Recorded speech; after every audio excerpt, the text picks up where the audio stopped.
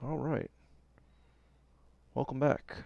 We're gonna get into another repair tonight. Tonight we're gonna be working on RT10, RT12. I don't know which one it is yet. Stand by.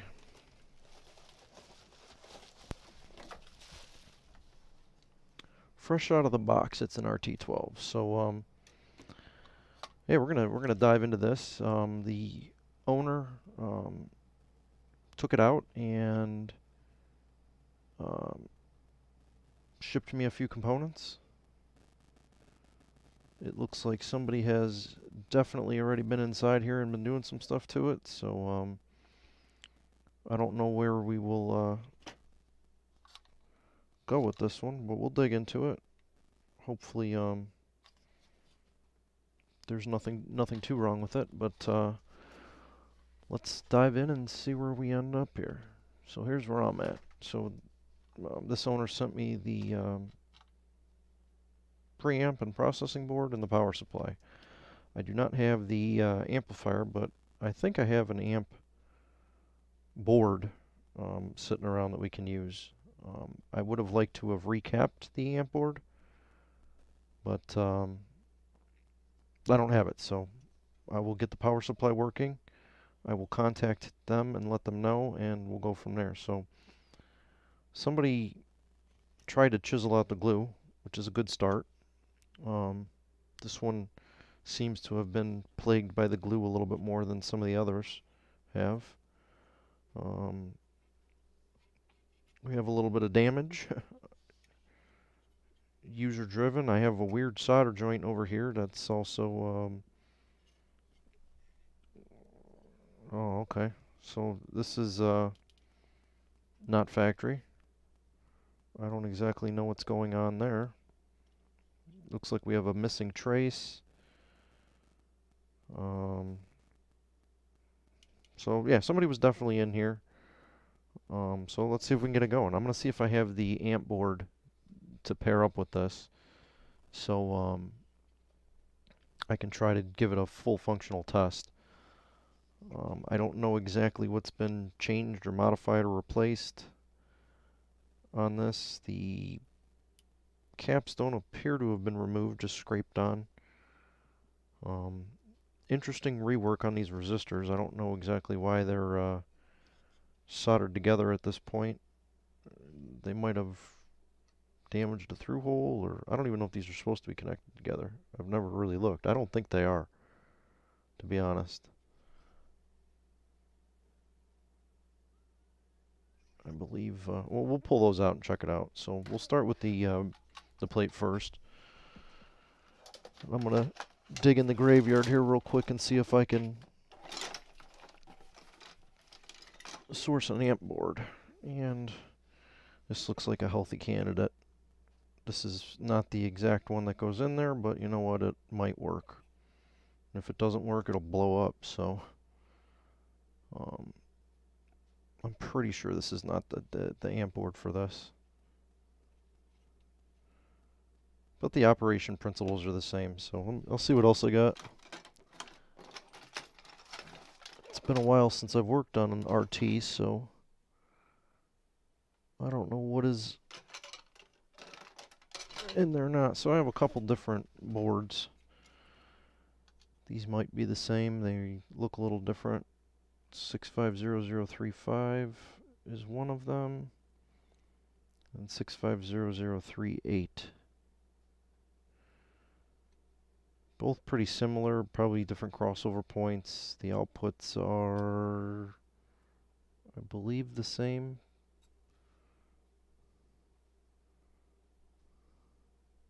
I don't know, we'll figure it out. But in order to get this board powered up, we have to have this board, the amplifier board, because the 15-volt regulators are on it. So you can't just go from one to the other.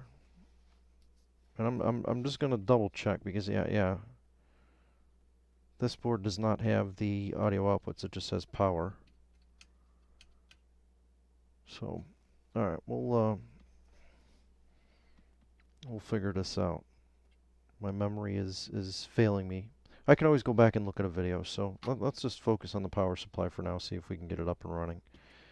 And yeah, it's going to be a little bit of a challenge. There's some stuff going on. So we have a burnt trace. We have a hacked in repair wire.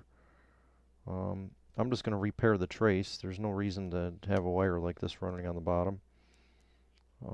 Especially since it only needs to go from this point here back to the main trace there. So we'll repair that and I'll reinforce it. We'll run from probably the whole length of the trace from point to point. We'll fix this resistor thing here. I don't believe those are supposed to be soldered together. The Carly caps are going to get replaced in here. We'll recap. We'll clean the glue. So we get a little bit of work cut out for us. Let's we'll start by removing the caps.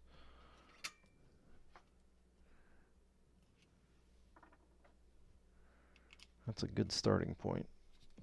Get out the bad caps and get out the bad glue.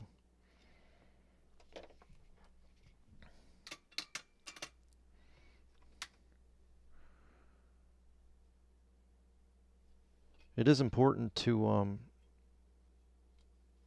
recap the amplifier board section though, because you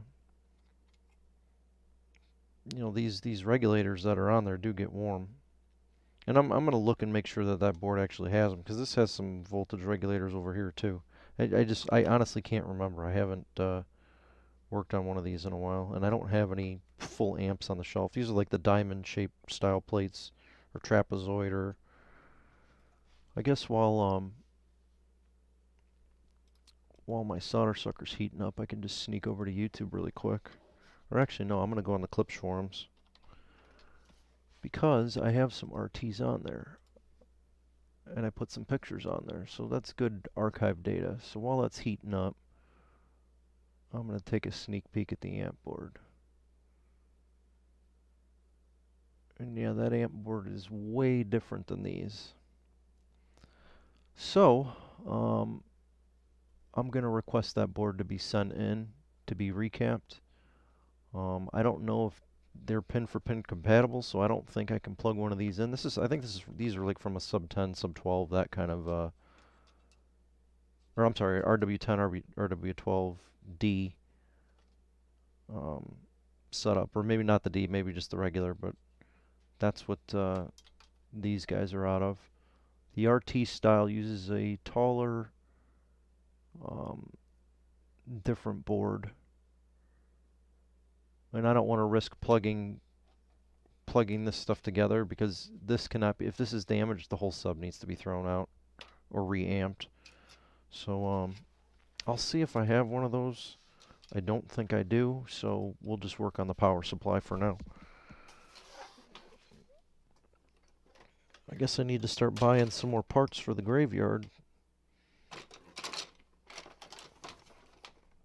Yeah, I do not have one of those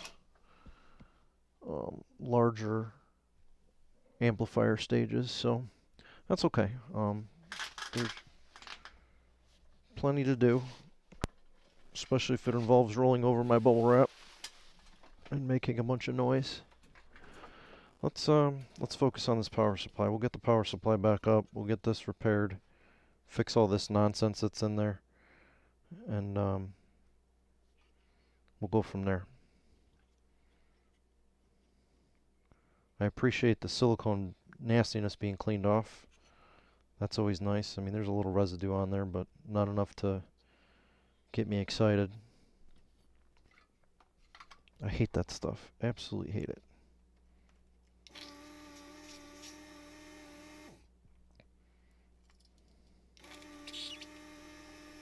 So caps got to go, whether or not they're good or bad, and these are G caps, J-E-E, whatever the heck that is. They should just say junk.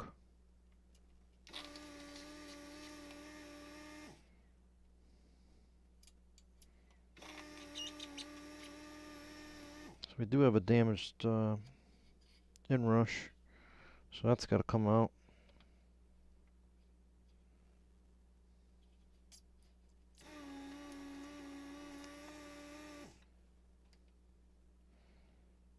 I don't know if I have any of these in this specific size. I'll have to look.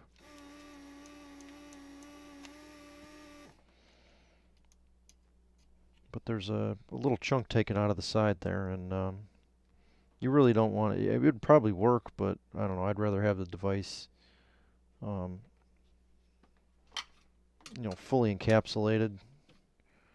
I don't really know what the effects of that would be.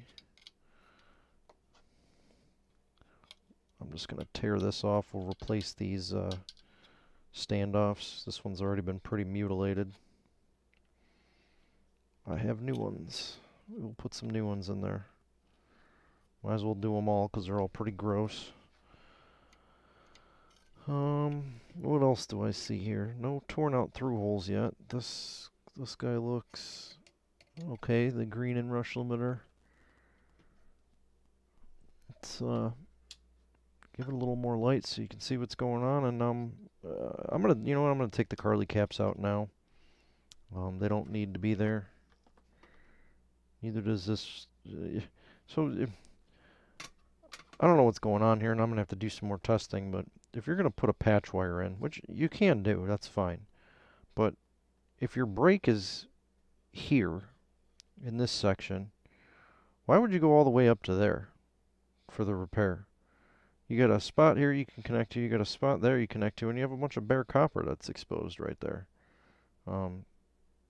You want to keep the patchwork as short as possible, so the proper way to do this would have just been to go from this point here to this point over here. Just straight across with a piece of wire. Well, I don't want to say the easy way. The proper way is to actually rebuild the trace with a piece of wire and fix it onto the board. But if you're going to do a patch wire, you don't need to go through this crazy extent. Now, I am going to test these traces now because I'm terrified that something's wrong with them.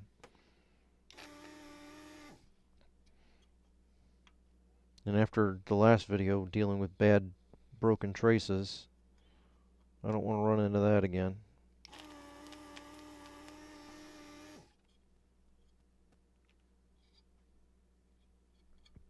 So aside from that, the board looks pretty good. And I think I've seen blown traces on these before. I'm not entirely worried about it. I got boards that have had a lot of trace repair. The legs on this little cap guy are okay. That's one of the spots you have to look at to fix. So let's get this other cap out. Make sure that they should all be thousands at 200 volt.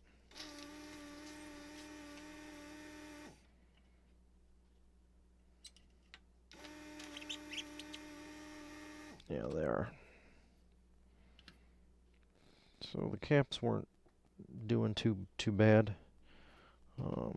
All the Carlys on this front section just come out now. That's one of my new things. I don't even bother trying to mess with them anymore. Just not worth it. They seem to be prone to failure. A couple extra bucks in caps are well worth a angry person that, says I didn't fix their amp for them. Luckily, most people don't get angry, though.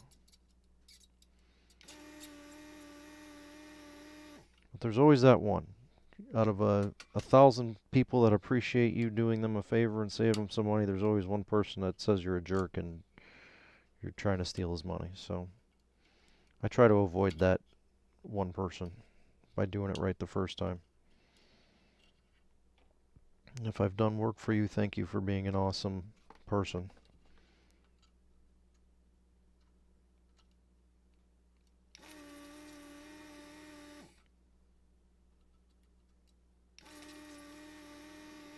And the nice thing is since I do this as a hobby, if somebody wants to be mean about it or upset with me, I can just say, oh, okay, here's a refund. Don't send me your amp back. Let somebody else fix it.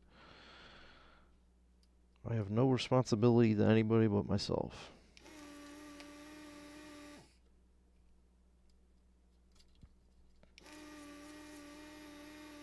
Alright, Carlys are out. And the reason I'm pulling these out is by the time I put some heat on there and clean the glue up, those are going to be damaged anyway, so some of the glue can stay. It's personal preference how you want to do it. I'm going to clean most of it off that's touching the board. I'm going to leave this blob here that's touching the heatsink. That ain't going to hurt nothing. It's just holding the screw in, so that can stay. All the rest of it, even by these guys, I'll probably peel that off, even though this side really doesn't get too charred. So I am going to heat it. Old glue responds better to having some heat injected into it. Definitely comes off nicer.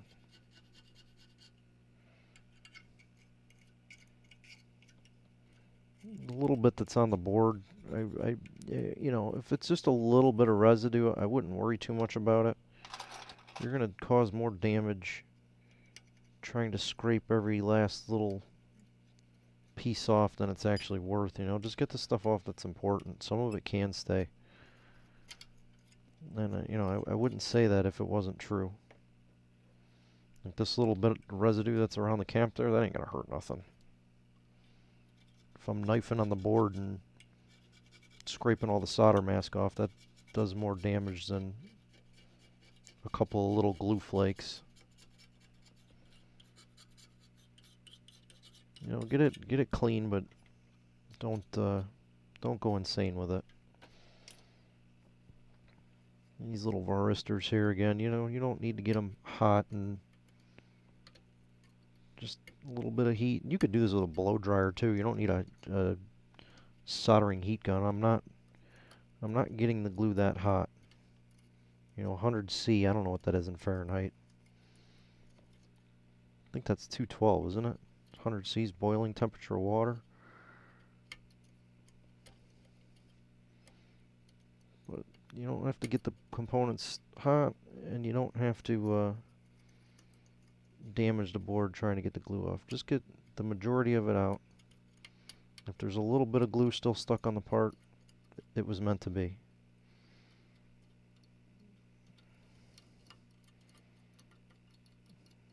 Like that's 1,000 times better. A little blob of silicone in there, nobody will even know.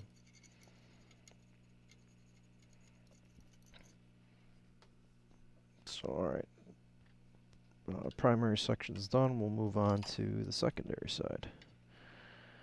Again, you know, they got the big glue chunk out, but they didn't clean off the board. Cleaning off the board surface is more important than cleaning off the legs of the components.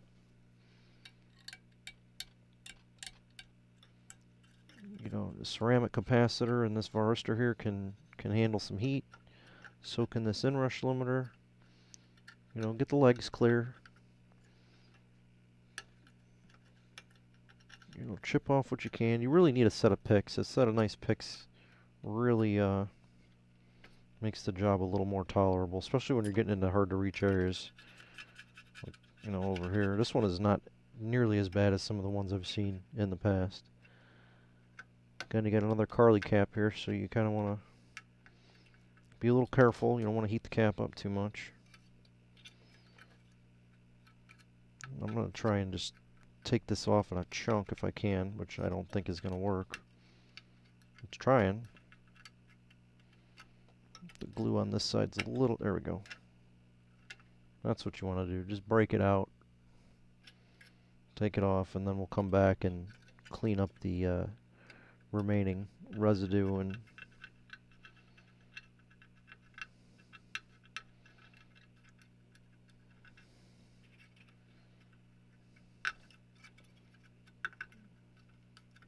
just one more little chunk. There we go, got it.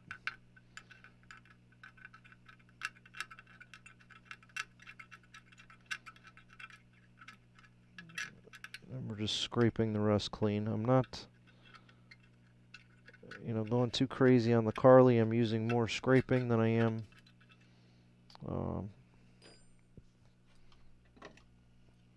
you know, heat. Just trying to keep some of that out of there. That's pretty much it. I mean, like I said, that little bit of residue that's left on there, that ain't going to hurt anything. Now we do got to get behind the dashboard here, and I see somebody attempted to clean this out, and when they did, they pushed all the glue down in there.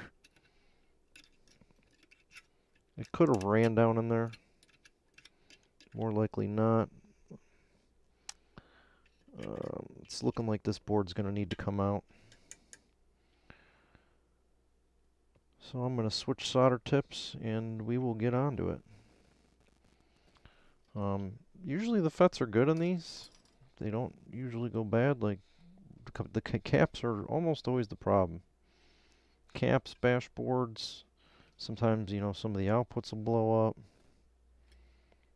But, oh, we got to address this resistor issue over here too. Let me keep slamming some coffee here. I don't know why this is done.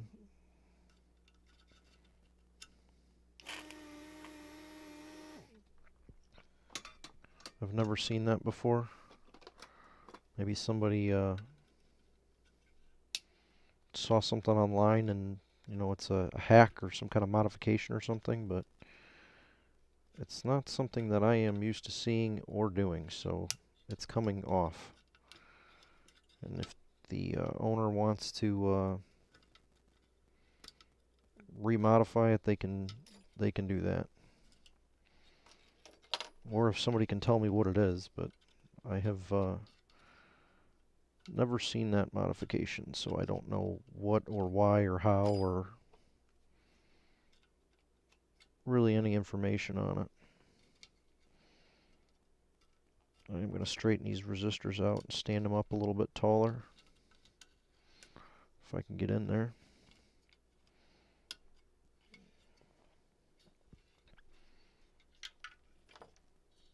I'm just doing that because they have bent leads on them, so if I have to pull them out, they'll be a little easier to get to. So I have a through hole on the bottom, and on the top, that connects to this plane, which is the positive on one of the capacitors. Now these capacitors are connected in series. So this whole top plane here is positive, and this trace here is negative, and this is 0. So we'll have a big differential voltage across here. So plus volts common, minus volts. And one of these resistors goes to the minus through that little wire, and the other one goes to the plus. So these resistors are probably there just to drain the caps, to make sure the caps don't hold an excessive amount of voltage. It looks like they're both connected to the common, so yeah, all these resistors do is bleed off the cap voltage. It's a safety feature. And maybe they stabilize the power supply a little bit. So connecting those together at this point makes a short between negative and common. So the reason that this trace blew up is because that solder blob and that piece of wire was added onto these two things right here. So the what the heck is this? Porno links. Get that crap out of here. Sorry, somebody made a comment in the chat with some link to some garbage. So yeah, this damage on here was user inflicted. Whoever was working on this board or playing around with this board, and this trace is loose, I'm just going to peel it up.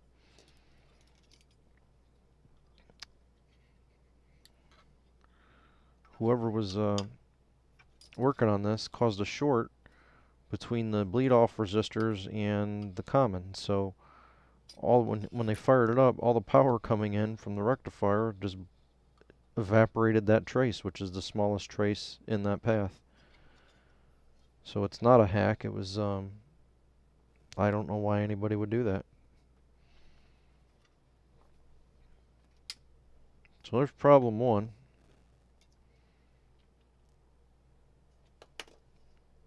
Before we do any testing or any, further messing around, Um, I'm going to start pulling out the caps. We'll do a recap on it. I'm going to pull out the bash board and dig the glue out from behind there. I can't tell if it's just glue that's stuck down there or if it actually dripped down and hardened in there when they were putting the glue in from the factory. So either way, I want to make sure that's clean because that could be a potential failure point.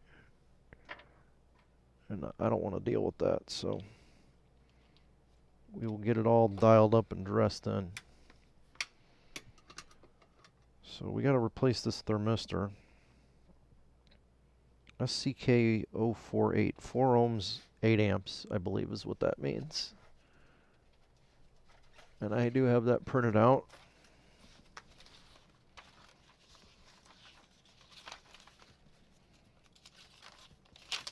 At least I think I did, or thought I did.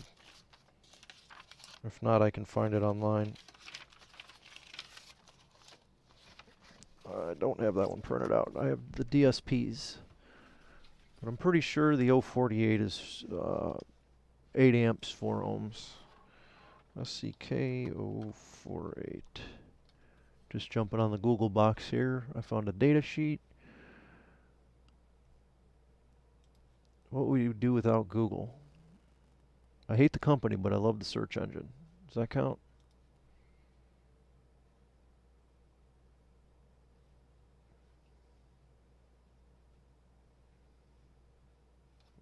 Open the data sheet and it opened in some really small, weird looking browser. Anyways, an 048 is 4 ohms, 8 amps. So we're going to throw an Epicos or EPCOS inrush. I have a little stash of them, various sizes and shapes, but the most important part is the voltage and current. Or I'm sorry, the resistance and current. And what this does is this, when you flip the switch on, it keeps the current coming into the thing at a lower level, so when you're charging up the 2 big caps here, it doesn't blow your breaker or cause your lights to dim. And I'll give a part number for these. This is, I got these off of DigiKey, and hopefully you guys can see that here. That's the part number. Should be readable, I think. 570-1431-ND. N is in Nancy and D is in Delta.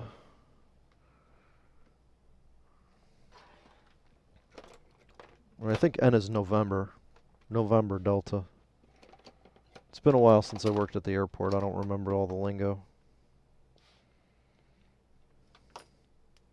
I'm going to do a fancy job bending the leads on this one.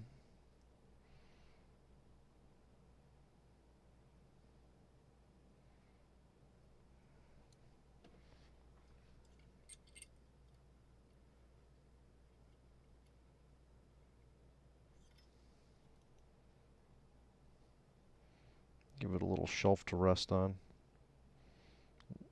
Now this same power supply was used in multiple manufacturers and multiple different subs, so different sections of this board were used for different things. Look at that, factory. That looks factory. We'll use the solder sucker to knock that one in real quick. Just so we can get some heat up in there.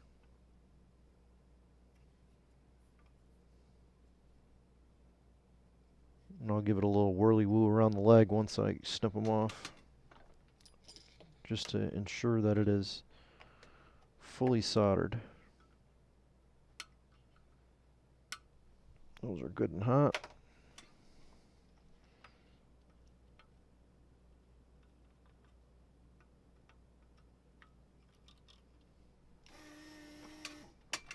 All right. Oops. Got to keep my chat open there. Better than factory. That looks just nice. Looks like it was meant to be there. All right. Proceeding on. Let's start with the low-level recap. And we're only going to be able to see that we get voltage on this, so you know, I'll do the recap really quick. There's only a couple of caps, and then I will pull the dashboard and we'll clean out the glue from there.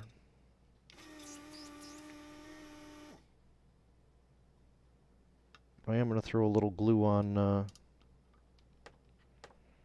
or glue solder on this bottom joint over here that looks a little helpless.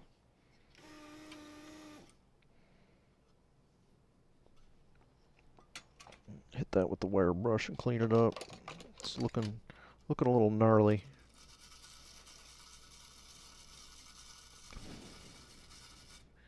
Apologize if you can hear the blowing. Sometimes I have to do that. Alright. So I'm going to just hit it with some lead. Just give it a little swirl around just to make sure that we got a good solder joint. And I'm going to do this guy too.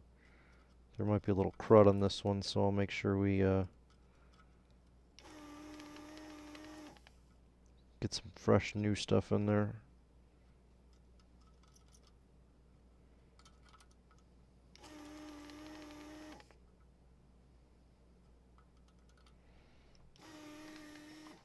These really, I don't think, are an important part of the circuit. I think they're just solely there to drain off the capacitors, just to make sure that they don't hold a charge for a long period of time. They're directly in parallel with the two large caps, so I don't see any other reason that they would serve aside from that. Alright, let's get this out.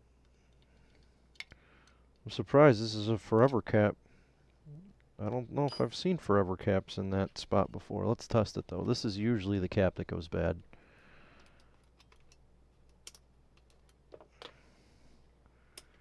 One of them anyways. Forever caps tend to be pretty good caps. I don't know. I've had pretty good luck with them. And as I expected, this is supposed to be 47 microfarad. It is 2.8.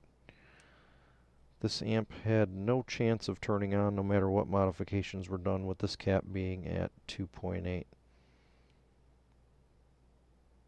No chance at all. So even forever caps are not forever, unfortunately.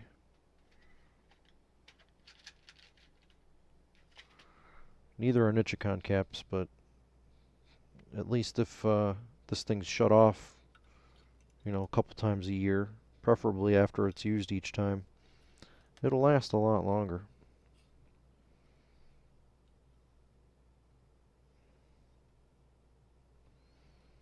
It's the probably the most important thing for sustaining amplifier life is shutting it off. And I know I've mentioned that 10 zillion times, and everybody's probably sick of hearing it, but just turn your amp off. There's a switch right on it. Boop, boop. Turn it off. I'll say that almost every video.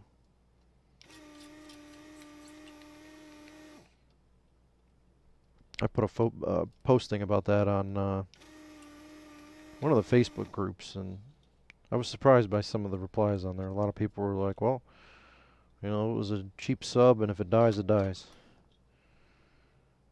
I mean, hey, it's your property. You do whatever you want with it, but maybe I'm just a cheap ass and I don't like wasting money. Let's see, 22 micro at 50 volts. Those are in the back.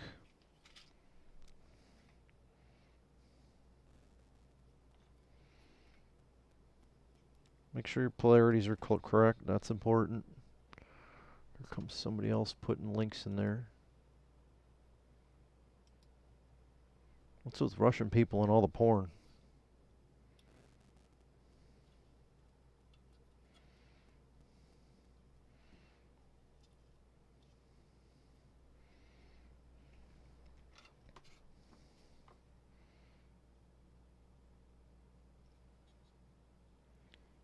Alright. I really should be soldering this with my iron, but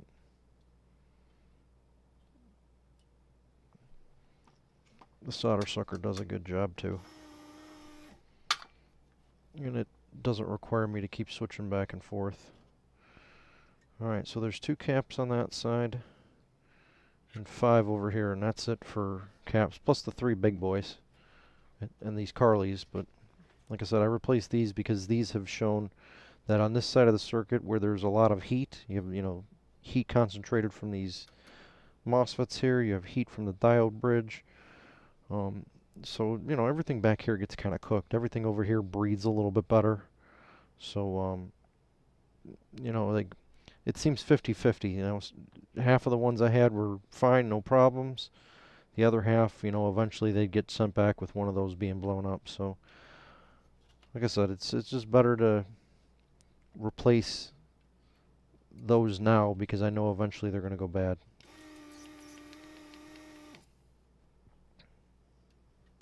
I don't think it's a weak point in the design. I think it's more of an age-related thing. 47 at 50 volts. But I mean, if you're going to be in here and you're going to be doing all the work, you might as well just replace them, right? To take an extra couple of minutes just to get them going.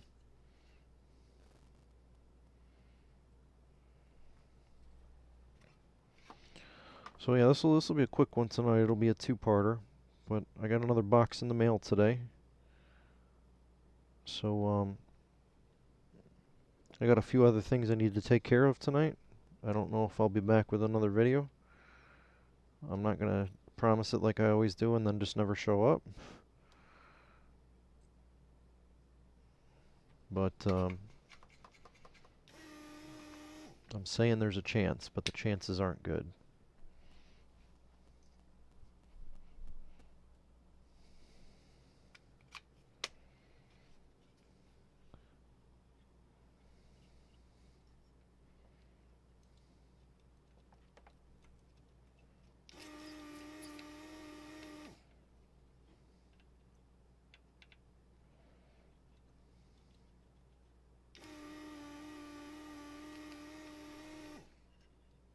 I also need to get to bed early tonight because I need to be on time to work tomorrow.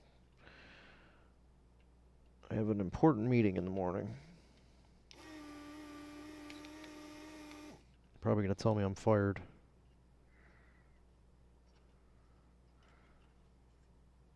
I don't think so, but I always like to think the worst because then everything's a surprise after that. Alright, this guy is loose, but it does not want to come out. So I'm going to hit him a little harder so I don't tear the through hole out.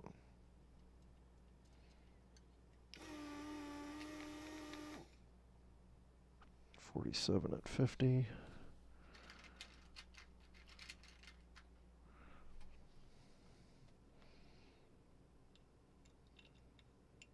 Again, be extra cautious of the polarities on these caps. These things are extremely sensitive to... I think soldered itself back shut. I'm impressed.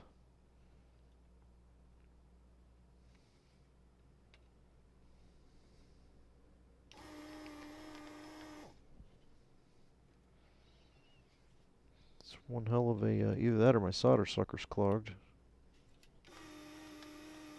Doesn't sound clogged, but it sure don't want to clear that hole. It's cleared from the top.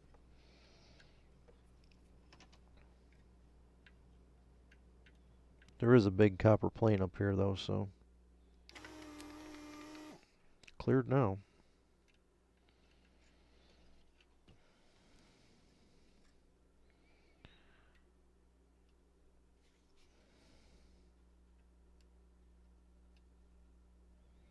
And these are the caps that filter the voltage regulators, so these are important. These will directly affect your audio quality if they are bad.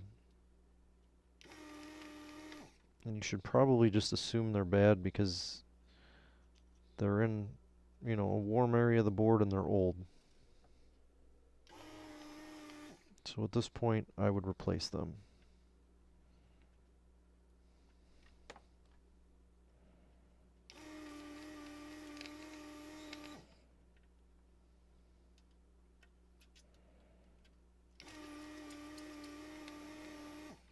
These last two should be, no, they're all, oh, sorry.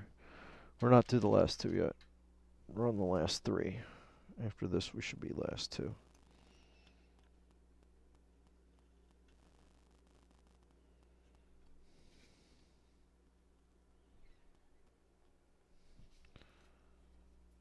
So once we get these caps back in, yeah, we just got to clean a little bit of glue, and then we'll be able to at least test and see if the power supply is back online. You know, without even plugging it in and trying it beforehand, we already found two major issues. First one being the rework and the blown up trace, then finding out that it was a short caused by soldering these two resistors together, and then the other being the capacitors being way out of tolerance, and the capacitors on this side not terribly important for value. I mean, it'll affect it, but not as much. The one capacitor that's by that control board, when that thing goes out, the control board will not start. That's what controls the switching of the transformer. So if that's not working, you get no power. And it will not work with a bad resistor in there, or a bad capacitor. And you know, that's not saying that the control board itself might not be bad, but we won't know that until we get a little further down the road.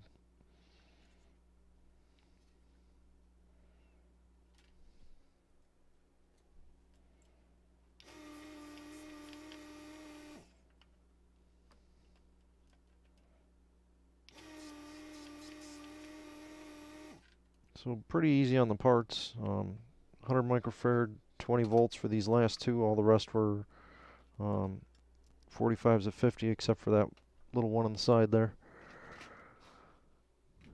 So not too shabby.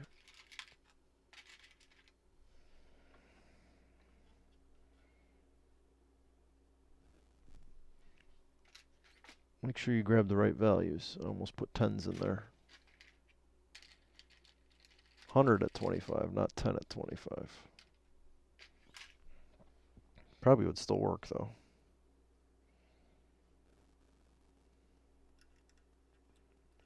I'm not going to bother testing the old caps in here. I'm just going to assume they're all bad. There's really no reason to test them anyways. They're going to just be blindly replaced.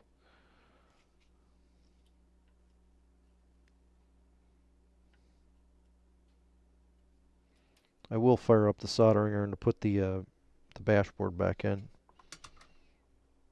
I'm just being lazy right now, and just for recapping, it's really not needed.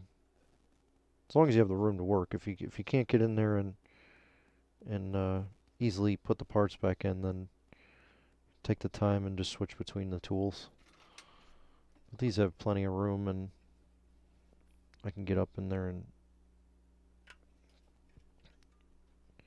make sure that I get a good amount of heat in there so it actually wicks up the leads and solders on both the bottom and the top. That's another. I've seen some reworks before where the solder job looks great, but if you look at the top of the board, the solder's all on the bottom, and it actually doesn't flow through the board. You want the solder to flow through the board all the way to the other side. That's how you know you have a good solder joint. You know, just because it solders on the bottom, that doesn't mean it's a good joint. And it's actually bad for the board to solder them like that, because then all the stress put on from vibrations is on the one pad, so you really risk doing some damage to the board by doing it that way, especially in a subwoofer.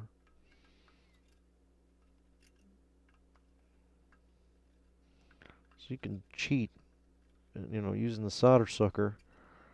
Just give each pad a little swirl, and that gives it enough heat to melt the solder, and it transfers it to the top of the board. There's one joint, that one that was giving me problems, number 2 on this guy. I don't want to put too much heat into it, because then you run the risk of doing damage to the pads. But there we go, I can see it now. As long as you know, I don't know, use your judgment.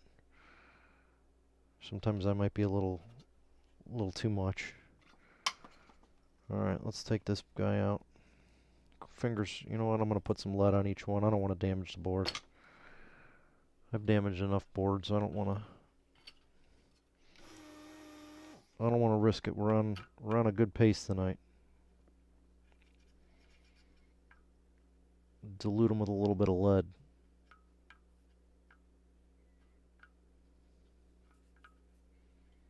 That mystery metal that California thinks is so bad for us. Yet if Xboxes were soldered with lead solder, not one of them would have had the red ring of death. Incredible how that works.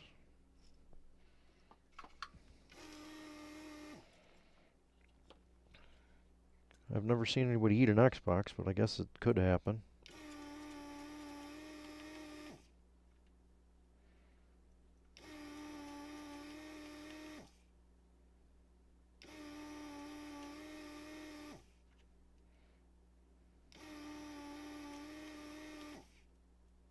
That one didn't come free. So I'm just wiggling the board a little bit, trying to clear these through holes.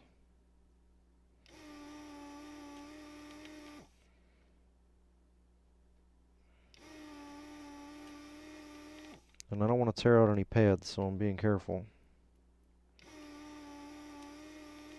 Not too much heat, not too much pressure.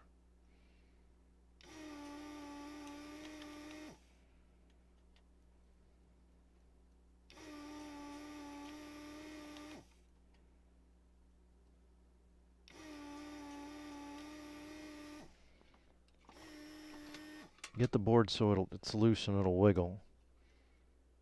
When you get to that stage, you're almost guaranteed you can get it out without breaking it. So, you know, get a little more aggressive on the wiggling, and it'll eventually break free anything that's in the joints, and then the board just pulls right out.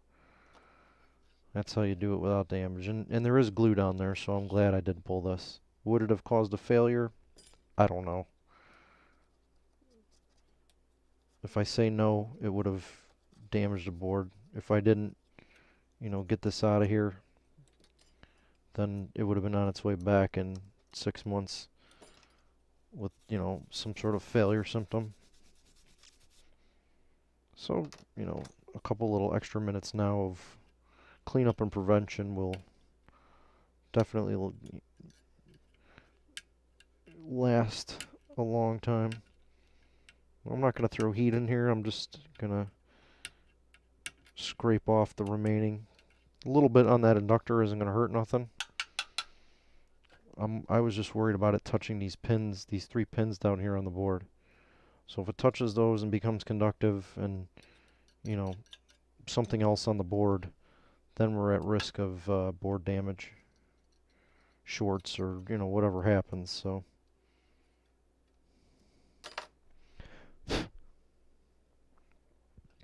I'd rather not take that chance.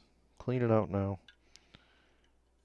Solder it back in, you know, make sure it's spaced away from everything, and then I'll put a blob of silicone in there to hold that in place. And silicone should be fine.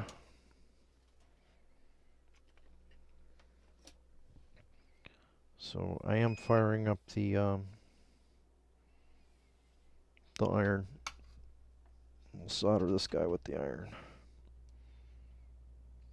Just tack one lead in place so I can set the angle I want, and then we'll go to town soldering them in there. And it's alright if it's on a little bit of a cant. That just gives us some more room for the solder to get into.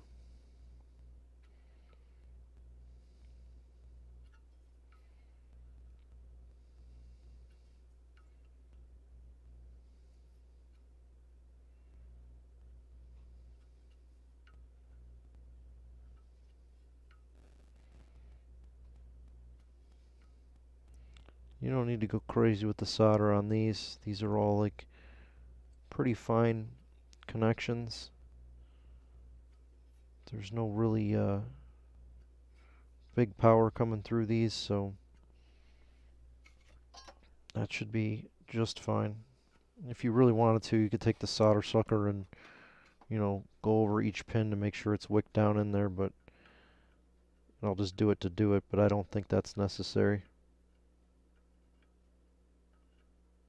It does leave a way better looking joint when you do it this way, though.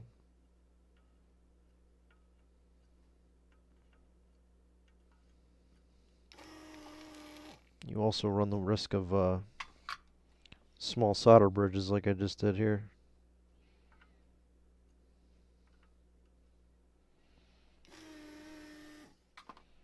Now that's going to bother me. I shouldn't have did it because it looked great before.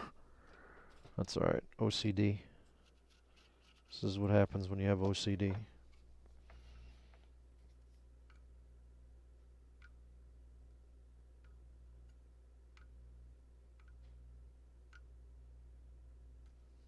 Alright. Now it's close to perfect. So we have to repair our trace up at the top. And then we can test this thing. I mean, we can just test the power supply. So I am missing the connection from here. Let's check the transformer connection first. Make sure that that's still good. So we went from this pin on the transformer to here. That's good. We jumped through the board and went to there. That's good. And then we went to this pad. So that's good. So we need to go from here back to here. So what I am going to do is clean off some of the solder here. Use my little dental scraper and not solder, solder mask. And I'm just gonna take that off.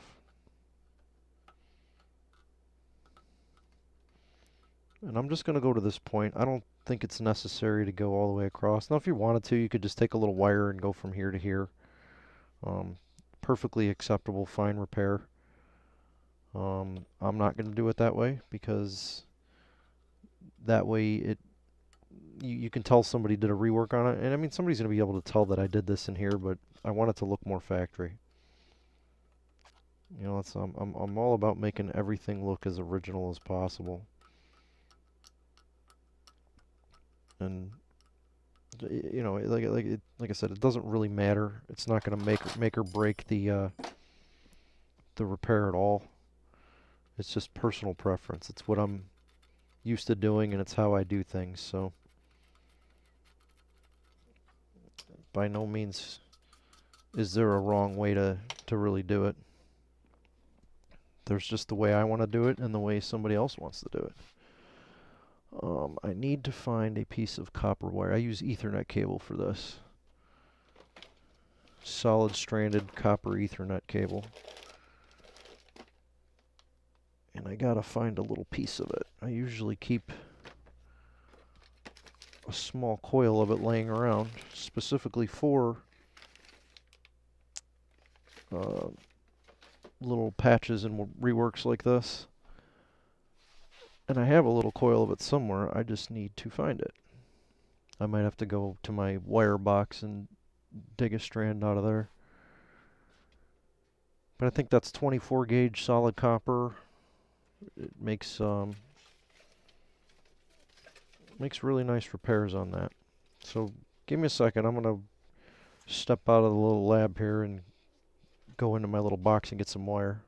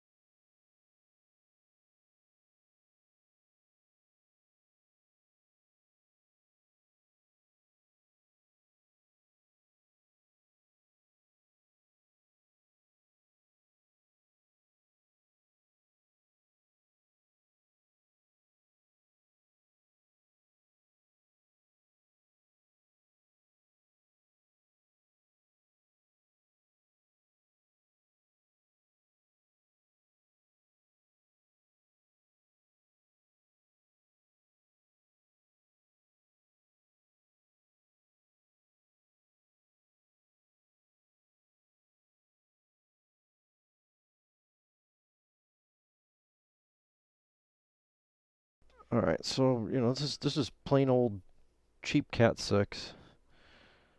I believe that this one uses solid copper in it. I had some pieces laying around. There's a piece on my bench somewhere, but I don't know where it is, so we'll just get a new one.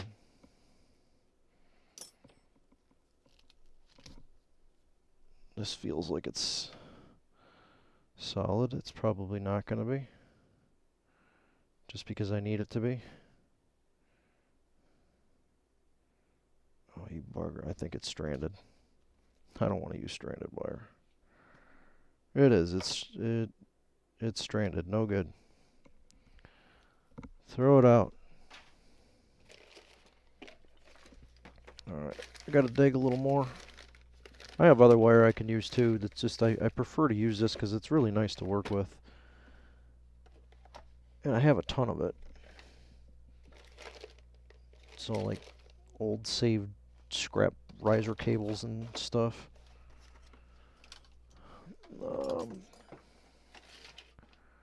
I have some heavier gauge, which I can use, but I really want to use 24. And of course, because I need it and want it, it's not readily available to me.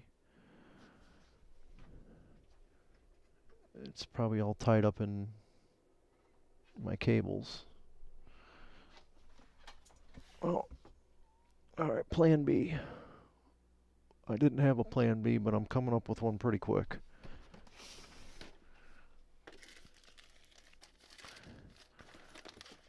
Let's see what I got in my box here. I have stranded.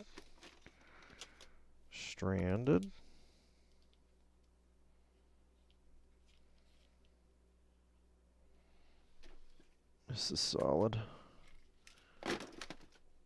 And I guess it doesn't really have to be solid wire, I just prefer it to be.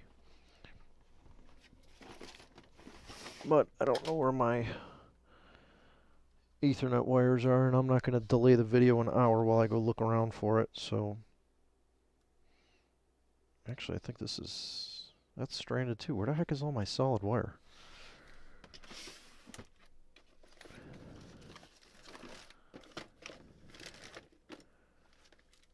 I know I have it.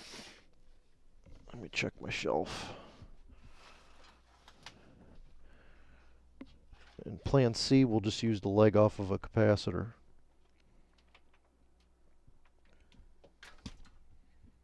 I hate when I can't find things.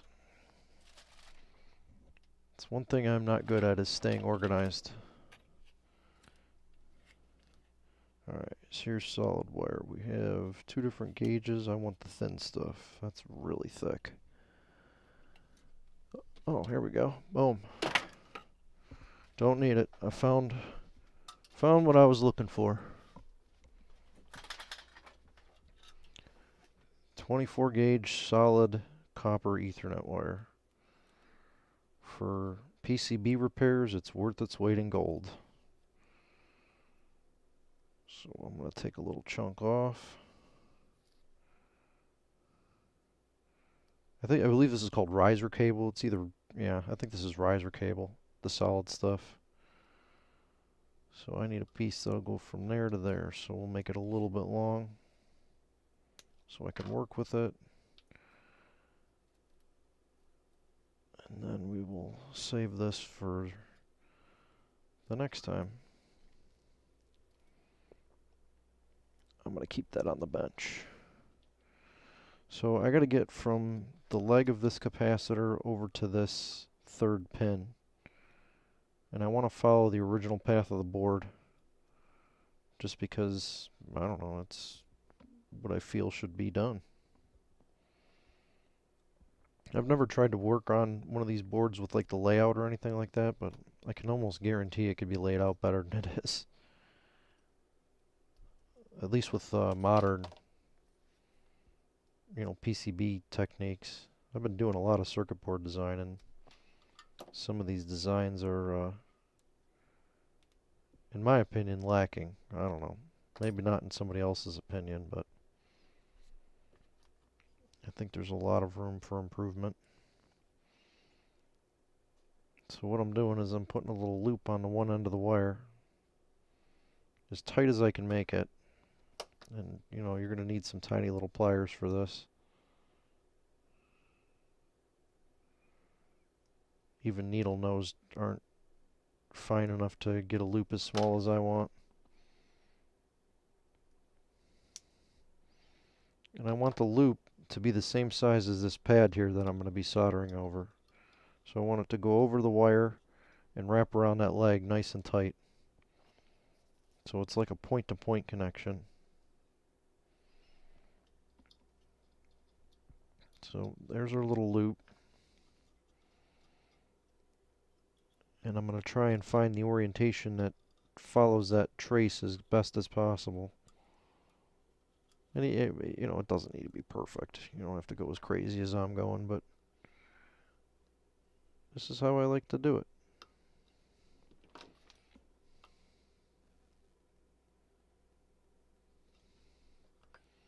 So I'm going to start off and I'm just going to solder it, you know, where it is kind of going up against where the trace is. And that'll be our starting point. And we can adjust if we need to.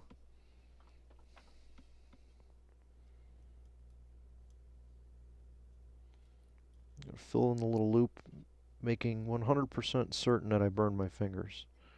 If you don't burn your fingers, you're not doing it right. And then from there, I'm just going to carefully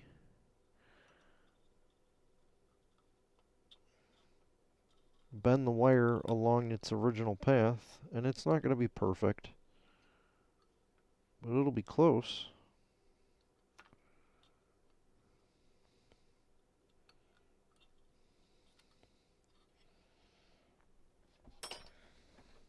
And you'll have to, you know, switch probably to a couple of different tools while you're doing it.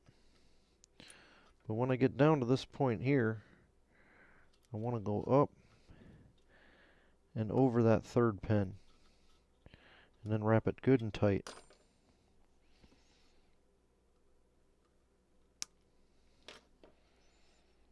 So I'll zoom in on this as soon as I get it set in place. Give everybody a look at what it looks like. But I want to make sure that it's you know, where it needs to be. Make sure it's out of the way. I'm not shorting anything out. You know, it's not going to be perfect. I know it won't be perfect, but we can get it pretty damn close. And the biggest concern is shorts. So we want to make sure that, you know, it's out of the way of anything that might cause a short. We want to make sure it's also pressed down really good into the board when we solder it. So I'm going to solder it, and then I'm going to resolder it and move it. So we're going to solder it to pin 3 and down to the trace. And then I'm going to use my little pick to kind of pull on it and push it down.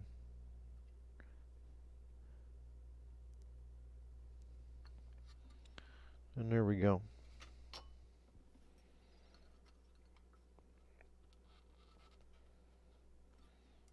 I'm going to resolder this end down here, make sure it's got a big juicy fillet on it. Make sure it don't come loose or break off. And that's it. That is a perfectly acceptable repair.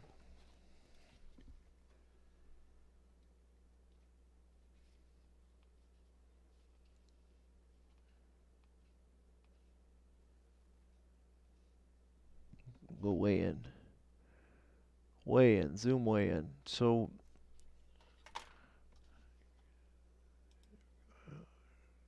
another stupid message. All right. So what happened was these two leads right here of this resistor were soldered together and shorted. What that did was that caused the negative side of that capacitor to be shorted to the positive side of the capacitor, by going through here. So this is the negative side. It went up through this pin, through this trace here, through this trace there, through the resistor, and then back to the common. So by shorting those pins out, instead of going that path, it went through here, through this wire, into this resistor, into the other resistor, and then directly to here. So you just put a short across both of the capacitors. So the resistor was no longer dissipating any current or power or heat or anything. It was just a direct short. So that's why that trace evaporated.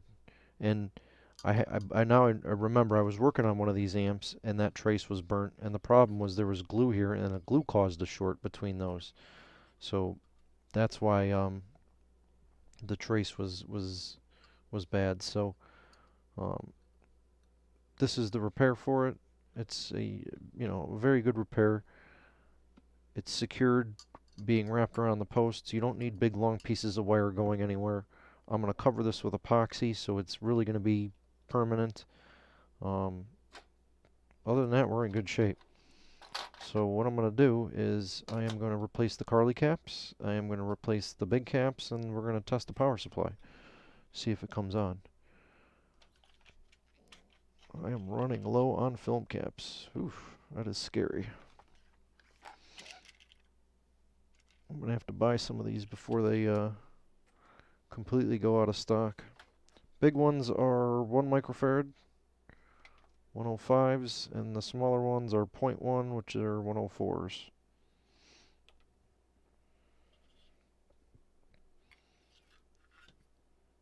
So I will throw them in there.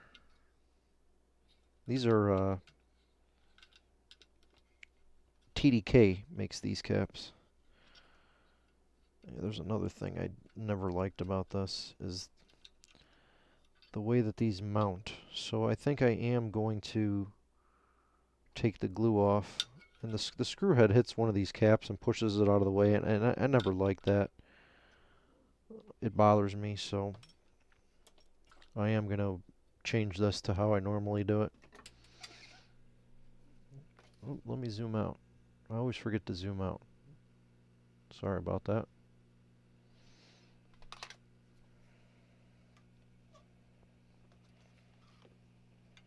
So I'm heating the heatsink, and I'm going to scrape this glue off.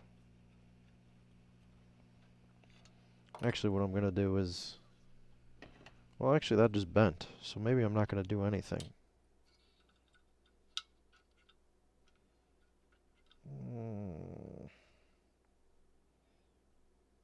I'm still not terribly committed to that. It does bend out of the way. I don't like it. It bends out of the way, but I don't like it. I doubt I'm going to be able to get the screw out.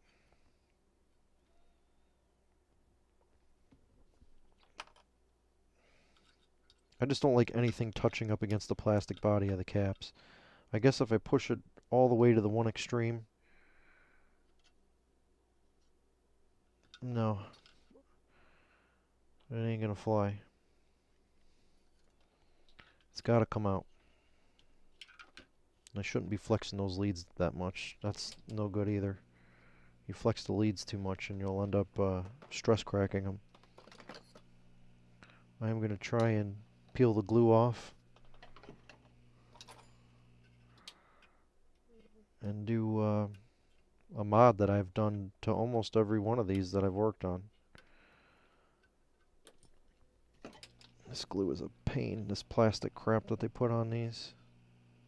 Although with a little bit of heat it gets like real gooey and soft, so you can get it out.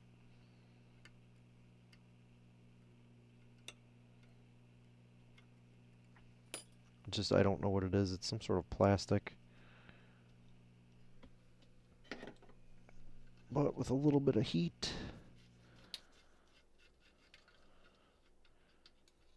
the screw comes out.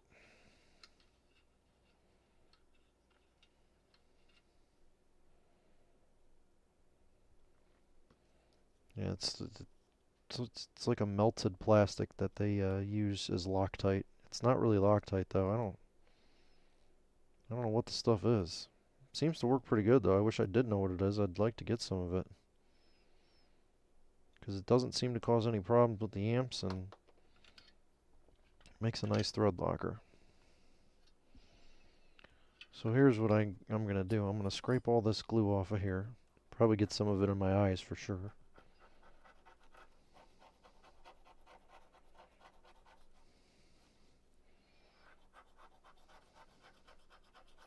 I'm not trying to clean the glue off of here, I'm just trying to make it flat. And then what I do is I screw the heatsink on.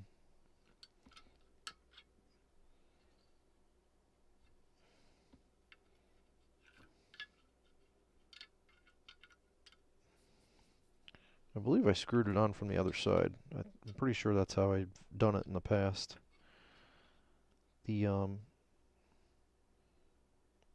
The bridge doesn't get terribly hot.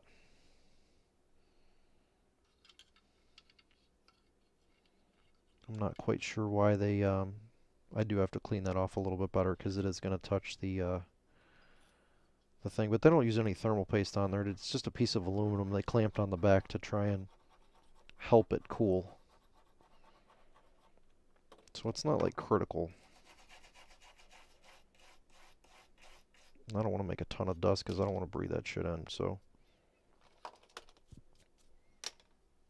we're just going to go with that.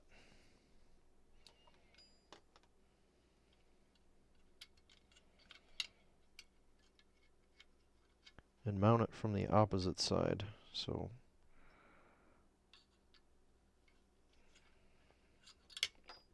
this screw is going to drive me nuts. I got to get this, whatever that stuff is, out of there. It's getting hot. I did just hit it with a blowtorch, so it should get hot. Seems like a pretty normal response to a screw under a torch. I'm going to screw it in from the other side. Like I said, I've done several amps like this before, and they've all been just fine.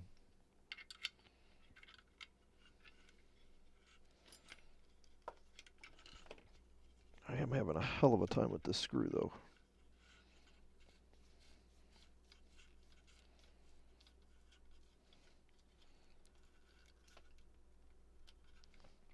So two things are accomplished by doing this like this. Thing number one is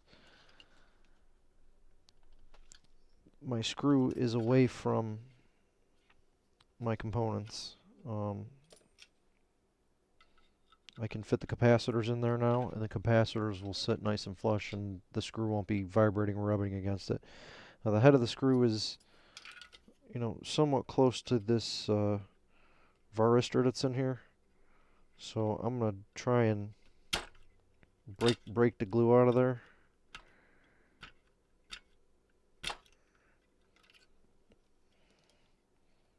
And just flex that out of the way just a little bit. This glue does not appear to be touching the board, so that's good, so I'm not terribly worried about it. But I do want to get it... Well, actually it is touching the board in one spot.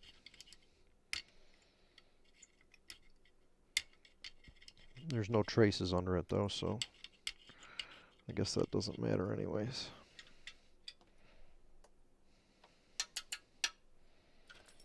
Alright, we're going to bend our varistor out of the way. We're going to get that guy back out of the way. Now nothing's touching. It'll all get filled with silicone. Our caps are free to roam about, and we still have our heatsink.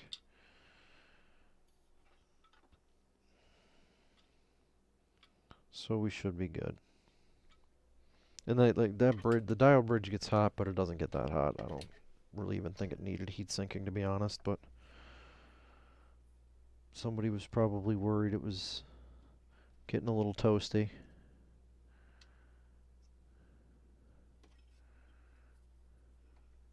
I'm tacking these in place, and then they'll all be top soldered again once they are flipped over.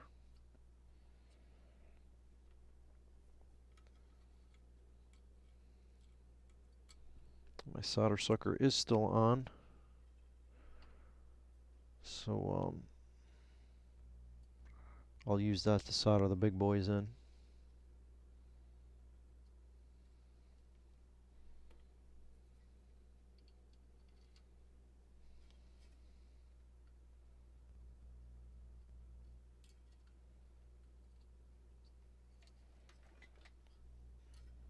So here we go.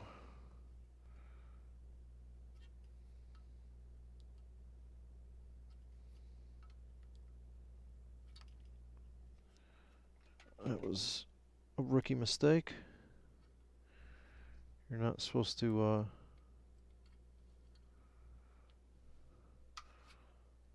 solder the leg that you use to tack it in place when you have it upside down. Need more coffee. Let's try this again here.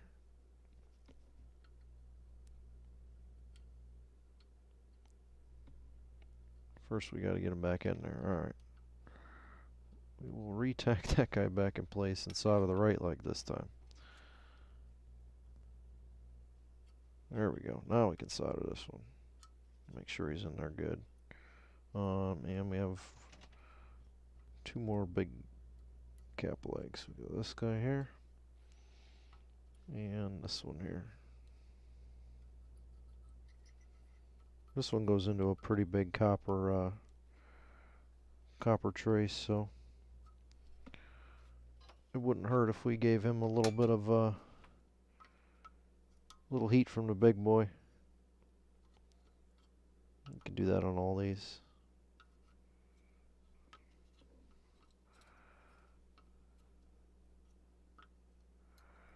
Just on the spots where, you know, you're worried about a lot of heat getting pulled out. Alright, 3 big caps.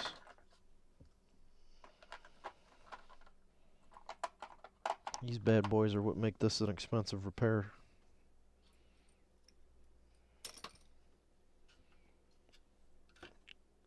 Last time I checked, these things were $8 a piece.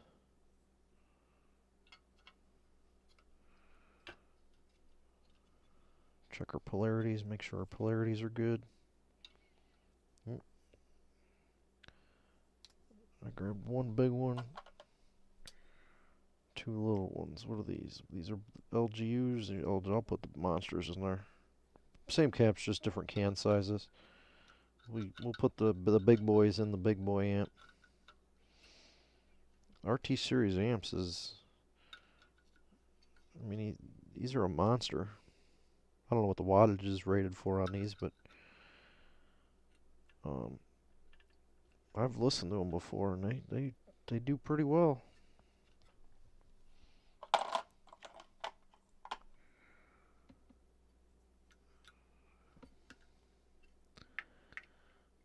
Alright, I'm not going to worry about that. Make sure our polarities are correct. Lock them in there. Now these will all get siliconed in place too. One thing I do want to do is I'm going to take this plastic standoff out. Like I said, I'll just replace that. Clean off the last little bit of glue around them. Might as well cut this one out too. Just replace them all. Since I'm in here,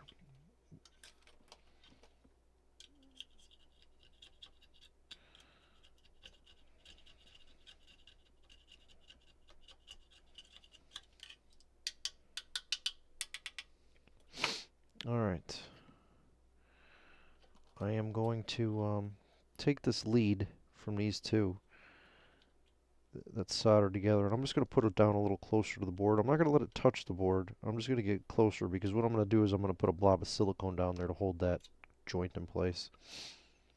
I don't know what that part of the circuit does. It's like capacitively coupling the two sides of the board together. But yeah, in order to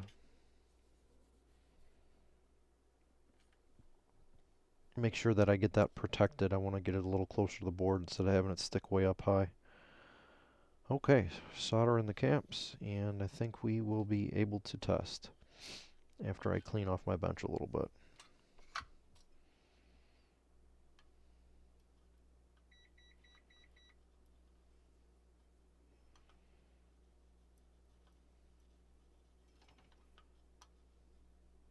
I still don't know why that little piece of wire was wrapped around those resistors and soldered on. I would love to know why that was done. Maybe it was somebody just tinkering and, you know, they didn't really understand what they were doing. I'm not sure. Yeah, that's fine. If you're a tinkerer and you want to attempt your own repair, hey, that's cool. I applaud you for doing so. If you're a repair shop and you did that, you should not touch amps anymore because you have no clue what you're doing. I don't even have a clue what I'm doing, and I know you shouldn't do that, so.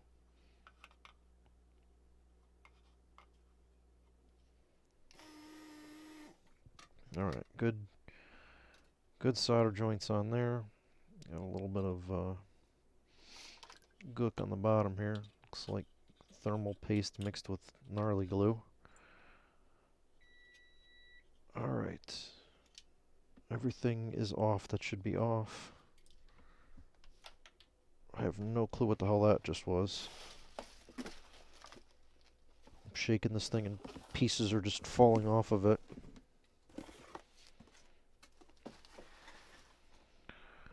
Alright.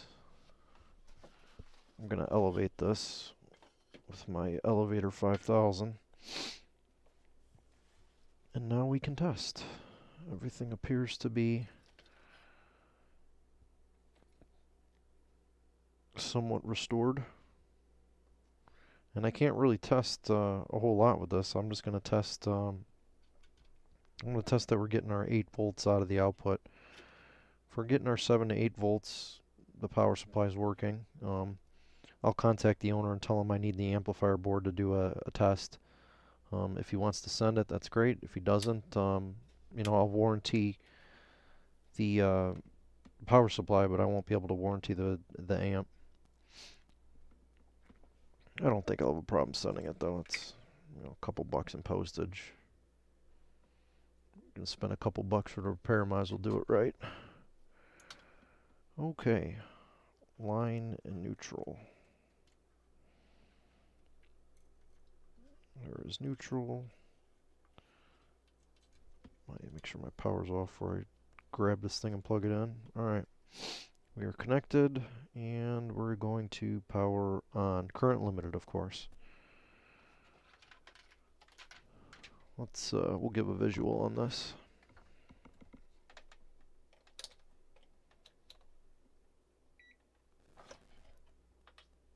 I think everybody can see that. This is minus. This is plus. I don't think I'm shorting anything out. Don't appear to be. I don't really like where that's sitting.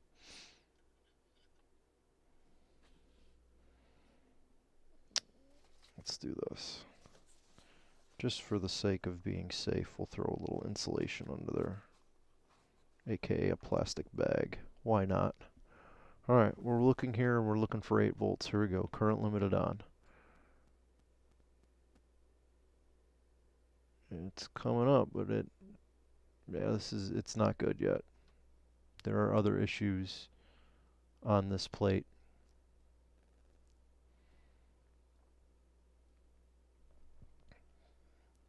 So when the switch is thrown, that should come right up to full voltage. So there's a few different things that could be, and we got to try and figure out what it is. Is it the bash board that's causing it? Is it something wrong with the outputs that's causing it? Is it something on the primary side that's causing it? I don't know. Check my capacitors really quick and make sure that they're in properly. It appears that they are. I do have a a little test board that I can bust out so I can verify that the controller is working properly. And then after that, we got to focus on this side of the amp. So I'm looking at resistors right now. I'm looking for a blown resistor. Sometimes the green resistors on here can get a little toasty and die. It does not appear to be the case. Those all appear intact. It's possible that we have a blown transistor on the output. I didn't get any current limiting though. Usually if that's the case, my light bulb will start glowing.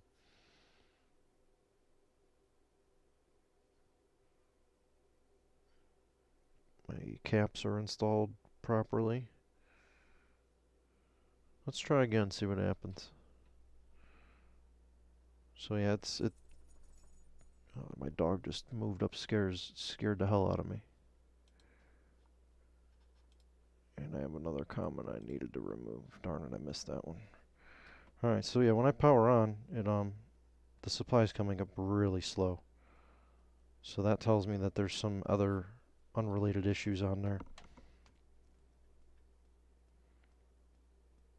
Same with the voltage regulators. I'm getting very, very, very slow rise in the power.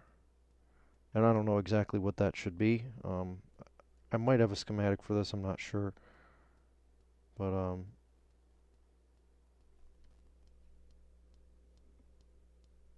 actually hear something clicking. So it sounds like it's trying to fire, but it's not actually firing.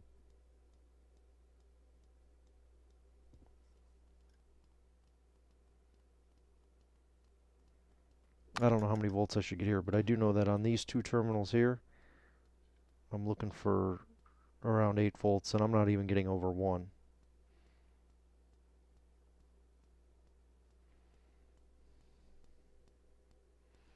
So something is not right with this yet.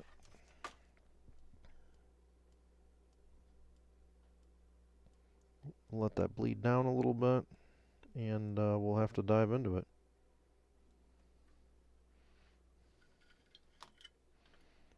Even though these do have drain resistors on it, I still discharge. I know my main output is not going to be at voltage, but I'm still gonna discharge, just to be safe, because they still hold a little bit of residual voltage. It's very possible that the control board was damaged, so we need to test the control board. Shorting out that line that goes to one of the pins on the board, so it's very possible we're going to have to rebuild the control board. So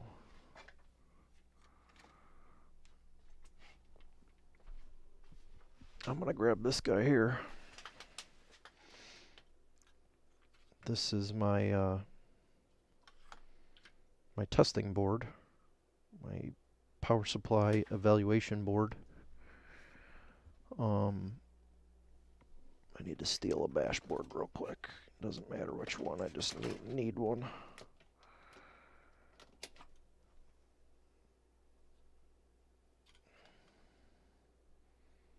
Let's see here, that board faces out.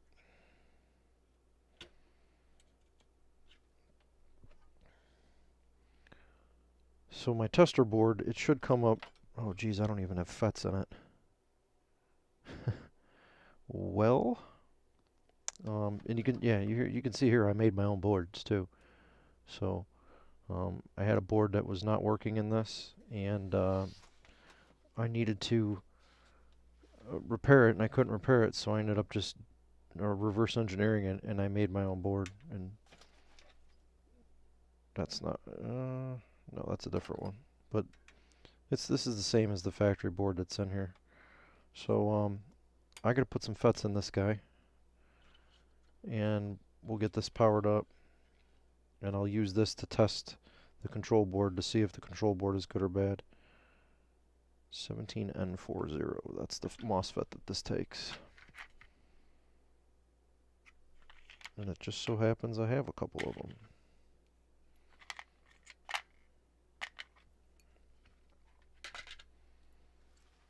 I put sockets in here because I have blown some of these up before. It's the nature of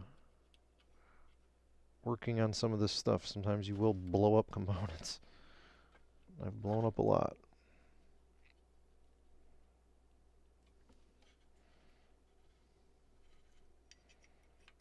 So I'll put some known good transistors in here, because the other ones were probably nuked by me. And we will continue with our testing. I'm going to verify that this comes on. I haven't had this out for a while. I haven't really worked on any RT series amps. Everybody keeps sending me the R112, 115 SW amps. Seems to be all I ever work on. But, alright. We need our insulation. And then we'll test this board. I think it should come right up. Might not be happy about the bash board that I put in there because that was out of a different machine, but we'll make it work. We'll do the best with what we got here.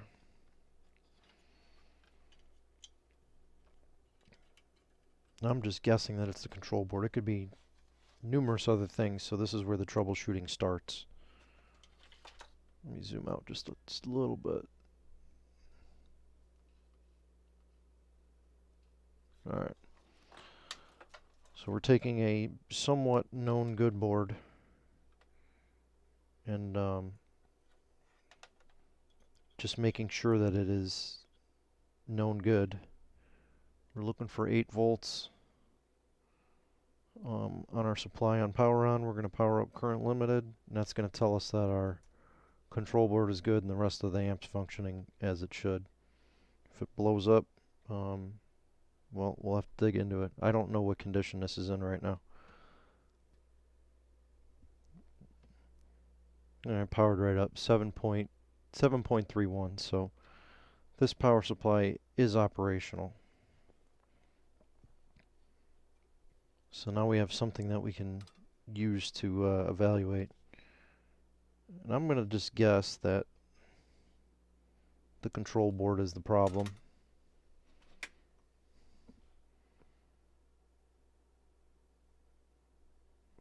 I don't really see what else it could be. Well, these bent leads on this capacitor could be part of the problem. I did not see that. I overlooked that.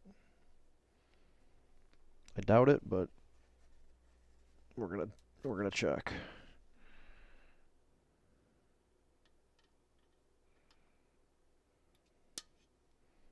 But there were 2 little leads here that squeaked by me, and I did not snip them off. And one of them was shorting. I believe a feedback line. Hey, I'm not perfect. Let's make sure those lines are still intact.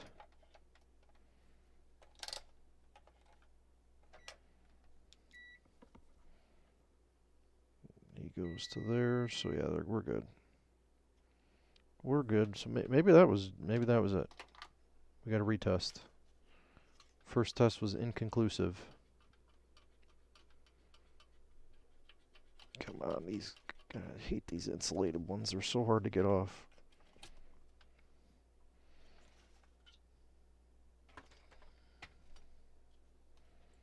That might be all it needed was just to have those cap leads trimmed, and now it's going to be happy. That'd be great. Just a small little overlook. Hopefully I didn't damage anything. There is a good chance though that the control board is bad.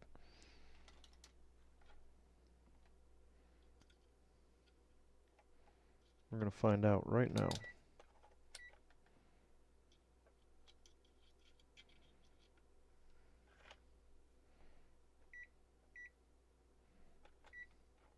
We want to be on voltage, not temperature.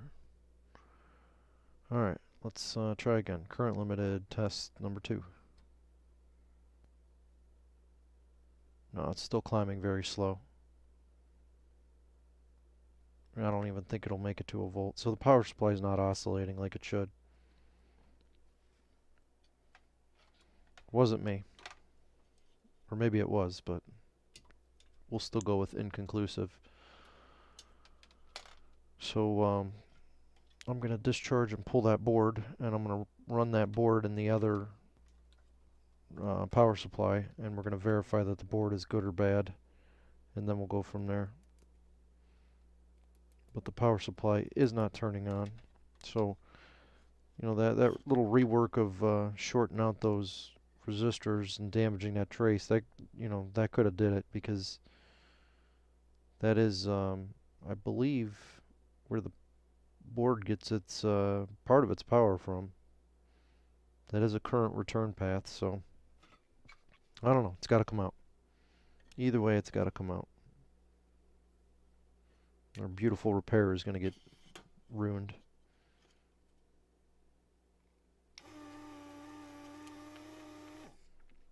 Hopefully we don't pull any. It's soldered at a real weird angle too, and bent. So hopefully I don't damage any of the traces. This is kind of ridiculous how this was done.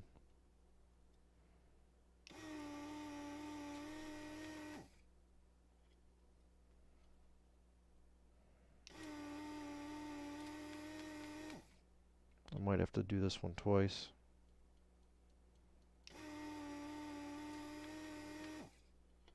I really don't want to damage the through holes.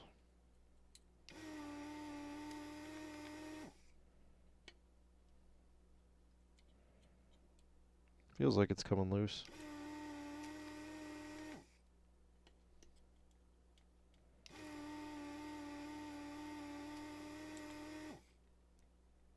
Well, it's loose. If the traces all stay intact, that'll be great.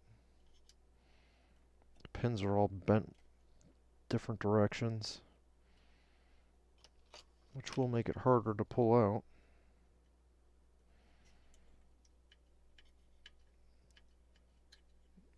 I got lucky, it came out. And it came out clean, but yeah, jeez. The pins are clearly bent and crooked. They should be going straight with the board, and they're going off to the side, so that's nothing that I did or we really have any control over.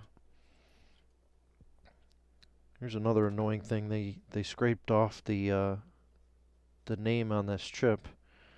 Luckily I was able to find that information, because I had one that was not scraped hard enough to where you couldn't read it. They went through some trouble to try and make sure that this thing wasn't copied,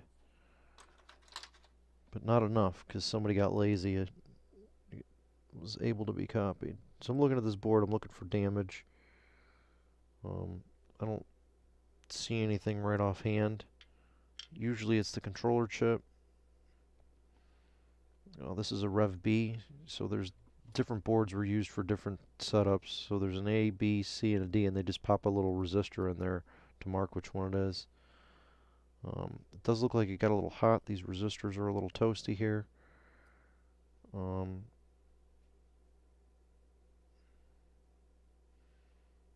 Hard to say. It looks like somebody actually worked on this board. The resistors have really large solder blobs on them. Doesn't look factory to me. Does not look factory.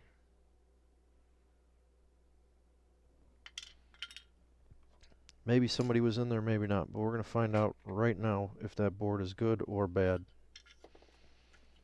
And I might not waste any time. I might just take my board and put it back in the amp and call it done.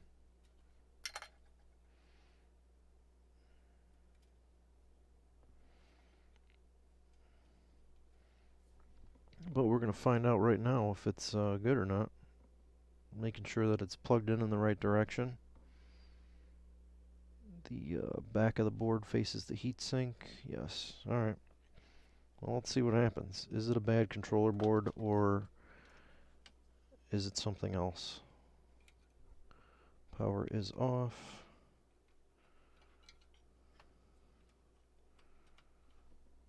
I'm going to say it's a bad controller board. And I'm going to say that because that's what I want it to be. I don't want to spend a ton of time trying to diagnose problems.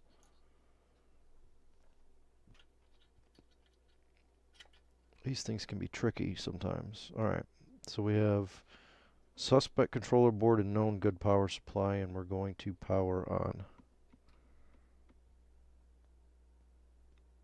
Same effect, we're getting really slow voltage climb, I'm not getting output. Controller board is bad. It's making the same clicking sound.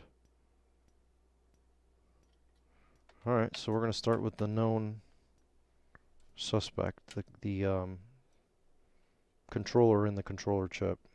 I'm going to discharge because I don't want to get zapped, even though it's off. Discharge, discharge, discharge. It's good for your health. Interesting enough, this plate does have that same exact trace reworked by me. So, just to show that I have seen this problem before, here's that trace right here. And there it is, redone on. This one I redid this whole line with and over soldered it. I don't know why. There might have been other damage there, but that goes to show that that trace has been a problem before. So, let's try and fix this controller board. We suspect we know what's wrong with it. Let's see if we can get her going. I'm using my cutters. I'm not cutting the leads off of this chip. But what I am doing is I'm just bending them up a little bit so I can get the solder sucker on there. And this is an IR2153. Yes, IR2153.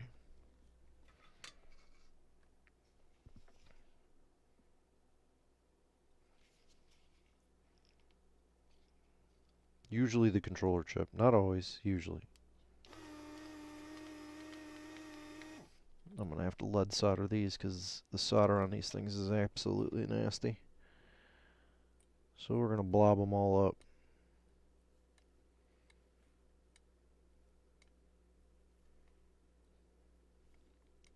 Give them a little fresh stuff to start with.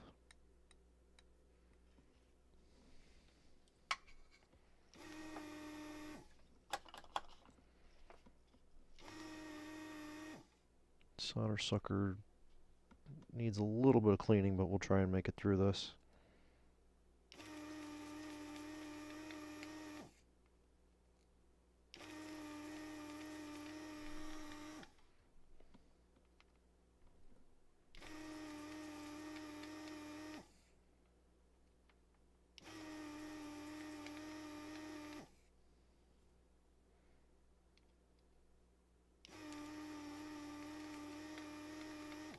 That hole did not clear. That one did.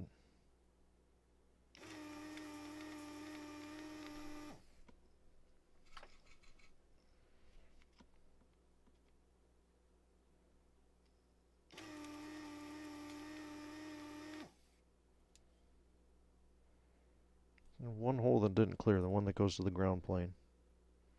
More heat. The better way to do this is just to cut it out, but since the solder sucker's already warmed up,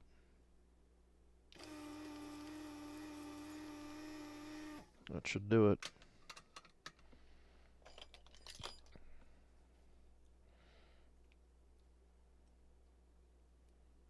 Again, you know, wiggle it out. Don't just yank and rip. Wiggle.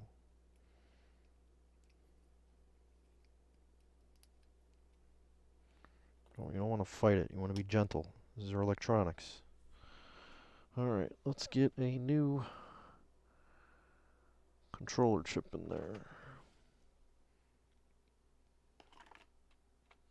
I believe I know I have these. I just got to find them. At least I think I have them. I have 2111s. That's not going to do it. I need a 2153.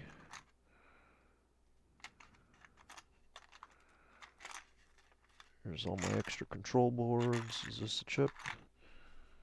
Is this what I need? No. No, it is not.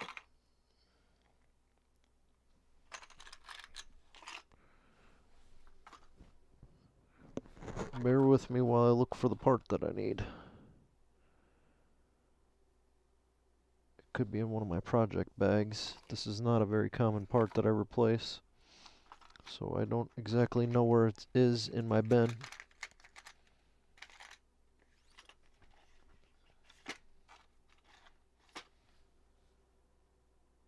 Resistors, diodes, plugs. Surface mount. We're not doing surface mount, we're doing through hole.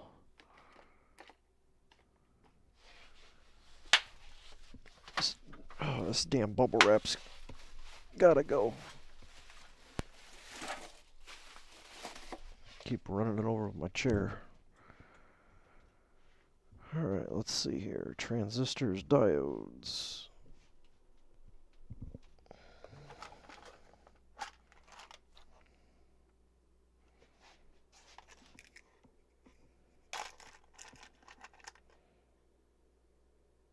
I have boxes of parts, but that doesn't mean they're the right parts.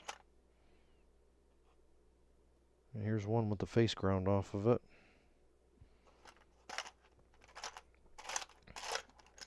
I'm going to put a new one in there. I'm not putting a used chip in there. I want to make sure that this thing is good to go from when I power it on. Alright, I need to find my project bag. That's most likely where they're going to be. Again, this is not a very common part, so please bear with me.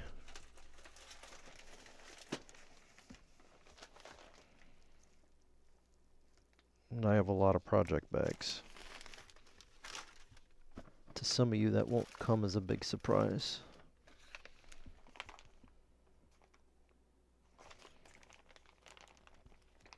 The big surprise is they're not labeled.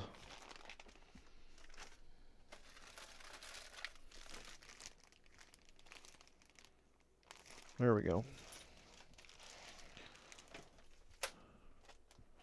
So I am trying to get a little bit organized.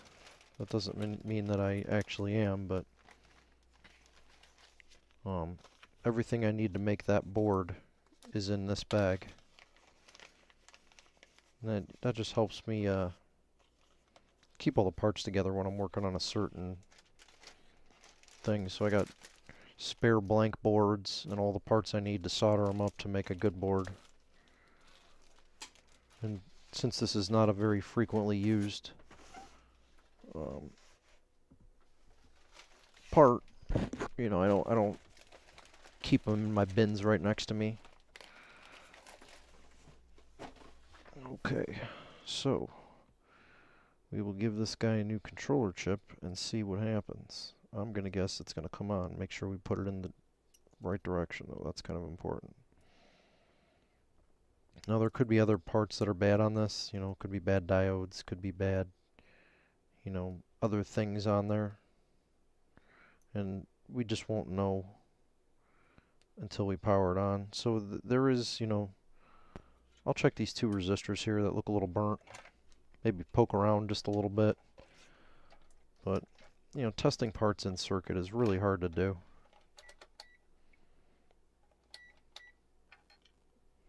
These guys I should just throw out. I don't really need.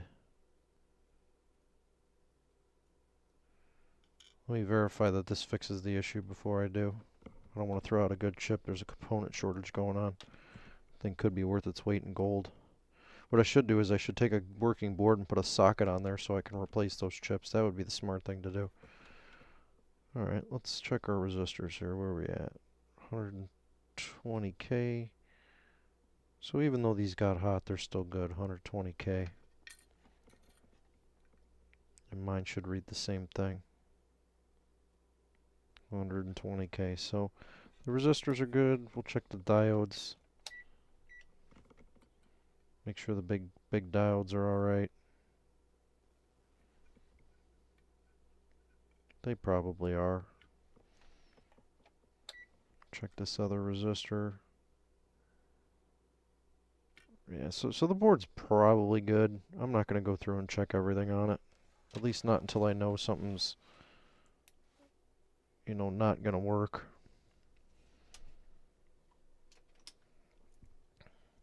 Generally, a chip swap will fix it, though.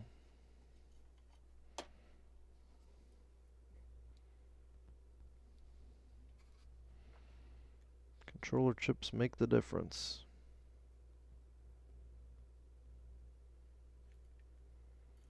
Not always, but usually. Make sure that's embedded on there good all the way down, and then we'll solder it in. Always do the two corners first.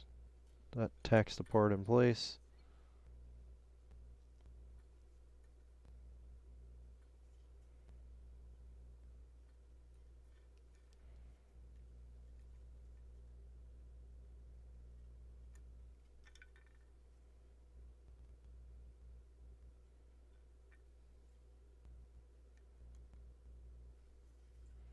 This board was actually designed to take a through hole or a surface mount part too. The only thing is if you want to use the surface mount, you have to mount it on the bottom of the board.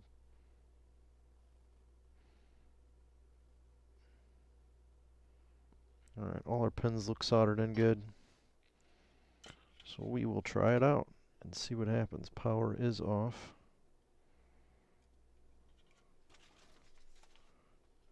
Go back down to voltage. And we are looking for 7 to 8 volts on power up. Let's see if replacing the controller chip fixes the board. There it is, 7.3 volts. Powered down.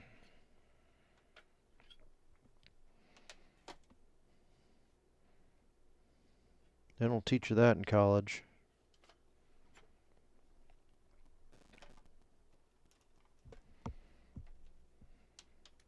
At least not anymore. Alright. Drain. It's a different beast, but it's almost identical.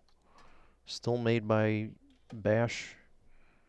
So I use that as my testing platform. Board. So I'm just cleaning the flux off here. And I'll clean the flux off this board too before I send it back. This is the flux I use is no clean, but I clean it anyways. Just get some of it off. Doesn't have to be perfect, but I want to make it look good. This board's been through a lot. It's had glue issues. It's had a attempted rework of unknown origins.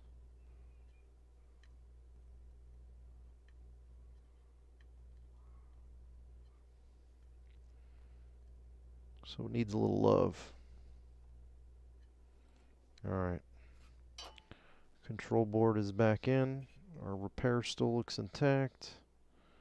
Solder joints all look good. Let's get our 8 volts.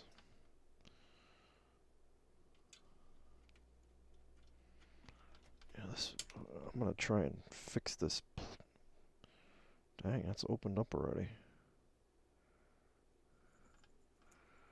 I wish these things went on nicer. Maybe I'm plugging them in wrong. Nope, definitely not. Just hard to plug in plugs. Okay. Now, let's get our 8 volts. If we got our 8 volts, the power supply is deemed to be good until we get the rest of the units. Here we go, current limited.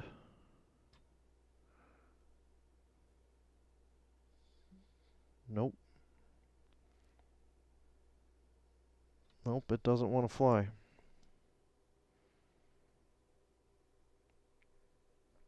Something else is wrong.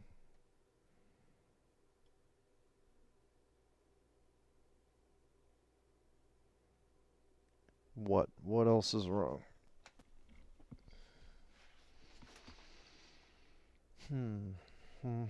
That usually fixes the issues. I will say I am a little bit surprised now. Now I gotta start chasing weirdness. Is it a blown gate drive resistor? Possibly. Is it a blown something else? I'm gonna start on this half of the supply and work my way back. Yeah, this becomes one of those things where you just don't know what the heck is going on now. Normally that would fix it, but yeah, I'm getting a little bit more, but supply is still not starting.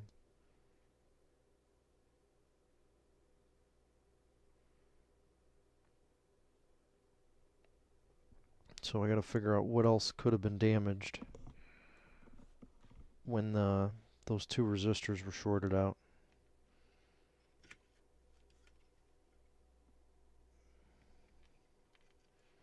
Check and make sure, my triple check my capacitors, those are all in. I'm gonna check the gate drive resistors. There's a chance there's some through-hole damage on there. I can't really rule that out, I guess. It doesn't look like that board was out, but maybe it was. That's a possibility.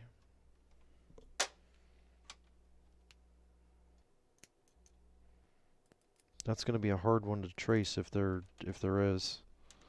I'm going to start with the knowns. Gate drive resistors. I mean, there's a possibility the transformer's damaged too. 10 ohms. That sounds about right. 10 ohms. 10 ohms. So all the gate drive resistors appear to be good. 10 ohms. Let's try drain to source on the 58K.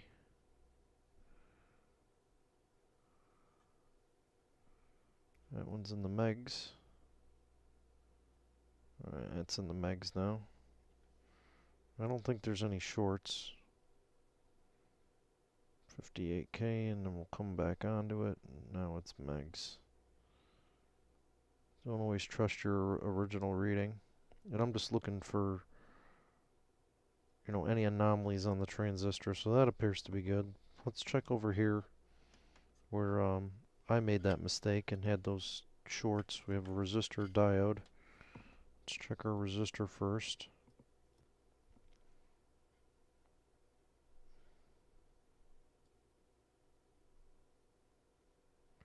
Ohms. I'm going to say that's good.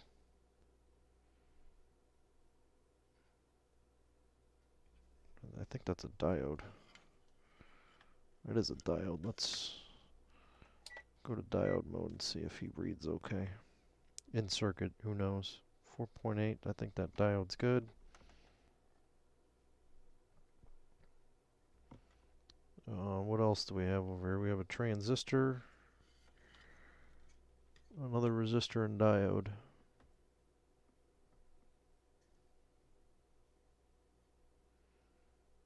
It's hard at this point to really understand what could be wrong. I mean, you're chasing a circuit that's pretty hard to figure out, at least for me. There is a little transistor over here, though. I'm going to look at that guy, and there's another resistor diode over here, so let's see what that diode looks okay.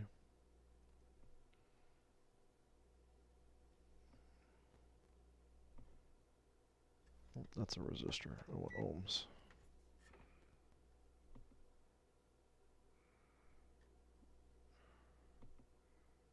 Alright, so this resistor here is reading in the meg ohms range, unless that's the diode I'm on. Of course, yeah, that's the diode I was on. Try again. That's 10K, that's good. I don't know about this. Getting 1K across that little transistor. That might be weird. I'm reading, oh, nothing across the first two. I should be checking this in diode mode, but I'm just trying to see if something might be blown or bad on this little guy. I don't know what it does. I'm getting exactly 1K across it. This is where having a buddy board really comes in handy. So I gotta take those measurements and compare them to these. And this guy reads the same thing, so chances are this is probably good. 6 megs in that direction.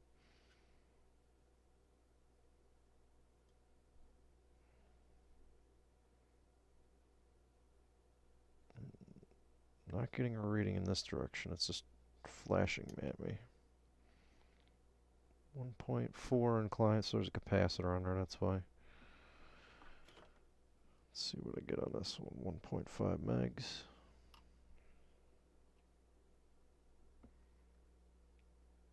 It's reading open.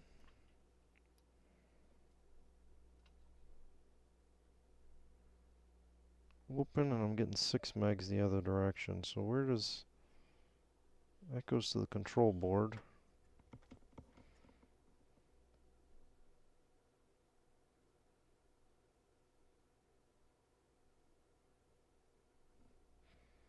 Maybe we try replacing that transistor. I don't know if I have a replacement for it, but that would be a place to start. I never did check the voltage on the regulators though, so let me do that really quick just to make sure it's not a dashboard issue. It could very well be a dashboard issue.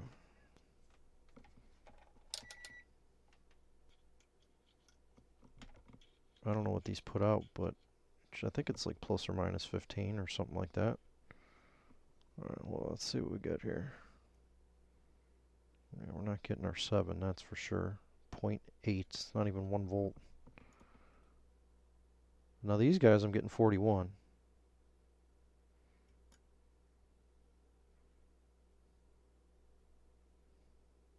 Okay, so that tells me that the power supply is operating. And the reason that I'm not getting proper output is our dashboard. Because in order to have voltage on these, the power supply has to be switching. So I got 42 volts there. I'm guessing somewhere in this connector here, I'm going to have like my plus minus 15. Yeah, there's positive 14. And negative 15. That should be, hold on, it should be 14 and change. 14.98. So we have everything except for output terminals, which is slowly climbing to whatever voltage it can charge the capacitor to. But I'm going to say the dashboard is not functioning. So we got to pull that out.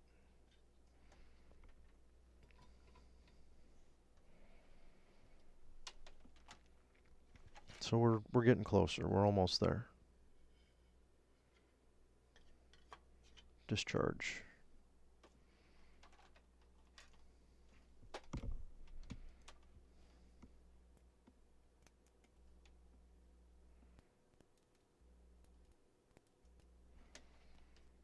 Alright, so I'm going to heat up the solder sucker, and I'm going to test this dashboard in a different plate.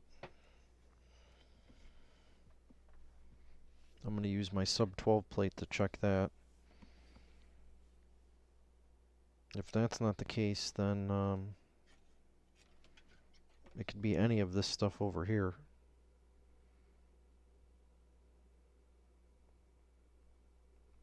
I don't think it's any of that stuff, but the amp's not making any weird noises. It's not drawing excessive current. That tells me we probably don't have shorts to worry about. But we're not getting our regulated output, which tells me that it's not switching the way that it should be. We're building up a little voltage, but that could just be a capacitor charging. That could be this guy, just slowly charging up.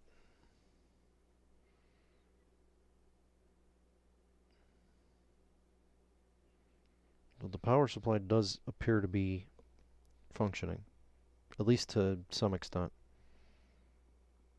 So this is the next place we'll look. Again, these blowing up is not very common.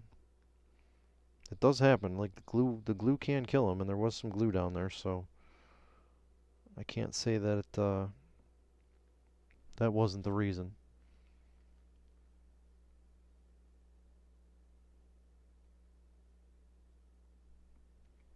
Alright, we're heated up. Let's see if we got a controller board issue.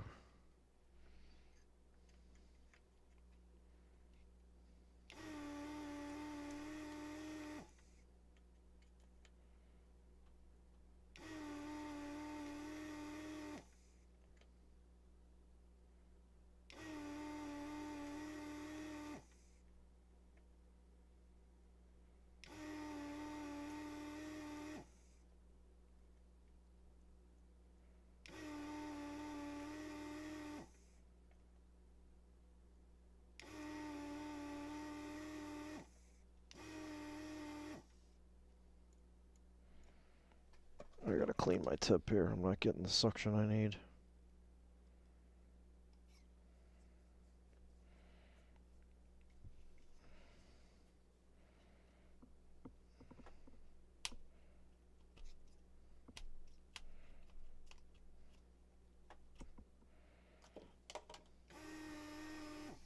That's better.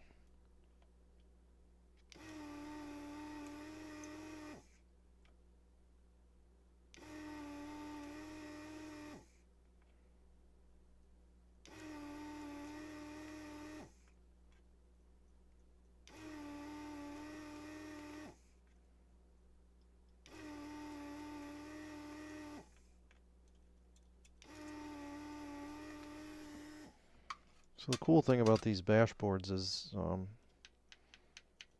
they're really interchangeable with all the units. This is revision D, and I think a lot of these plate amps use revision D. So I can just set him aside. I can grab this, which is a sub 12, and it'll plug right in. I should make sure that these are clean first. I don't want to damage my terminals. Plug him in, plug the power supply board in. And I'm not gonna, run this thing hard or anything. I'm just looking for voltage. That is it.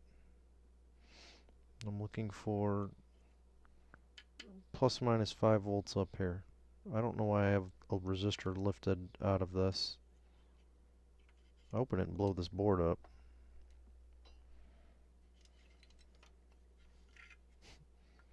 I might have blew this up doing some other testing. Let's fix that real quick.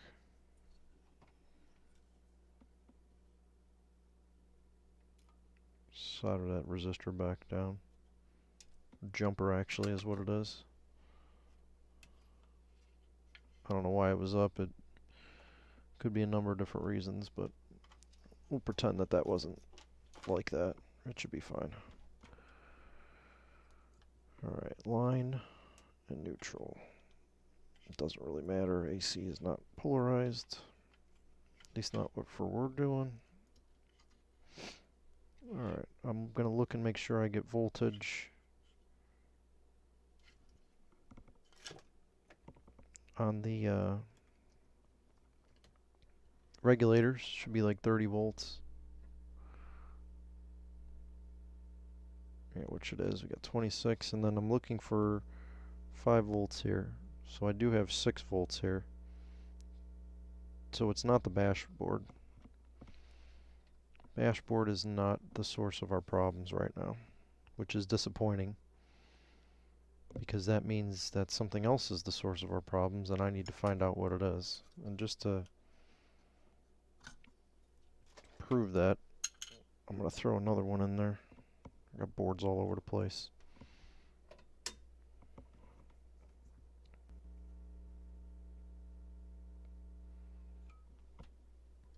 Yep, that's disturbing.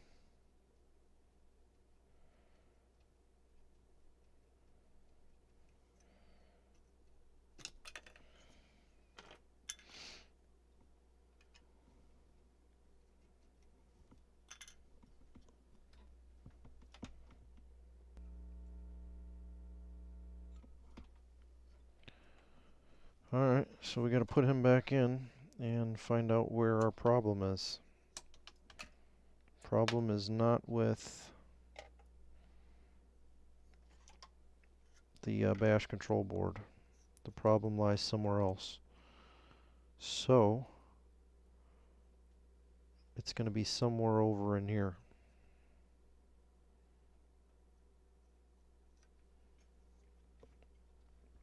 Probably a bad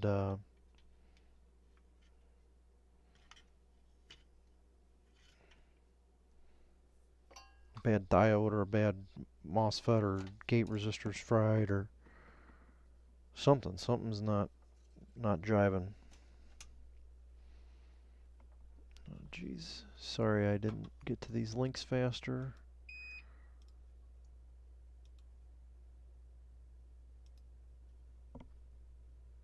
Darn people have nothing better to do than put porn links in. I'm sure it's a bot or whatever, but it's still annoying.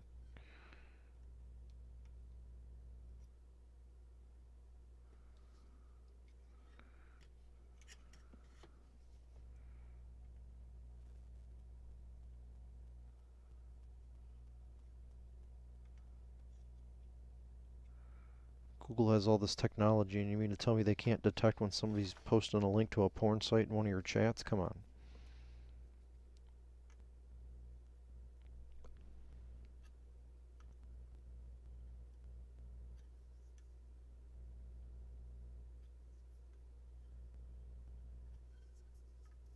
Let's hope this doesn't end up being another broken trace.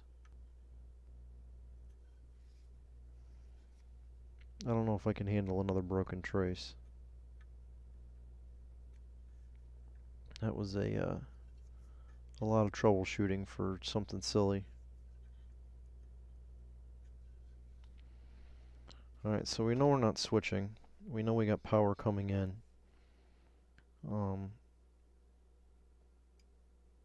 I'd like to check the main rail on the secondary side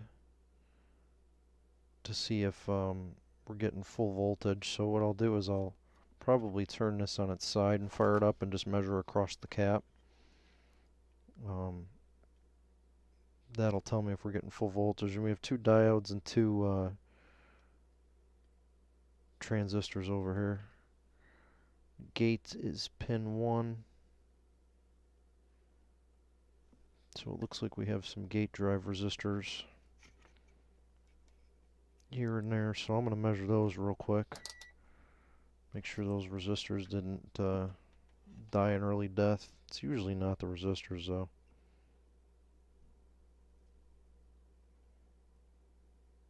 We got 10 ohms, and this guy should probably read 10 ohms.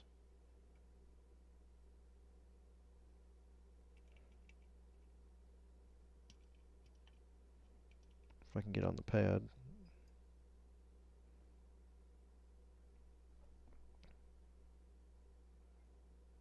Yeah, alright, so that guy's good. We'll check across the inrush. Make sure he's good. I don't know what these two little transistors do. Those could be part of the issue. I don't know. Like, this is one of those frustrating types of problems where it's really hard to figure out what the heck is going on. I am going to do a little preliminary trace checking.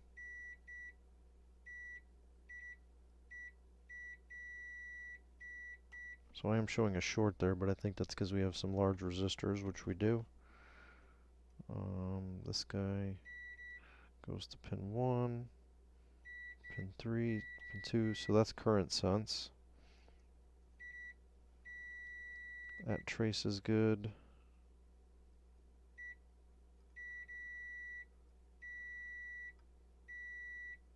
Again, I'm just looking to make sure that there's no broken traces.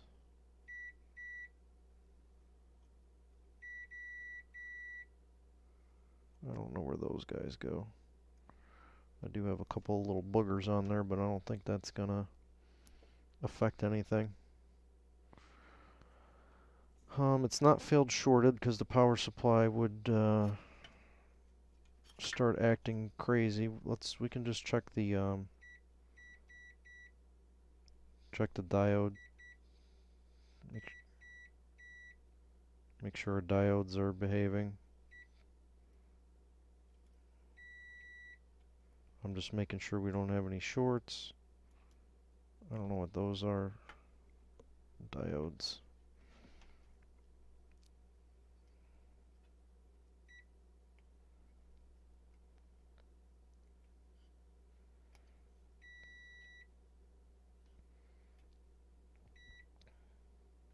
So it doesn't appear to be any shorts going on.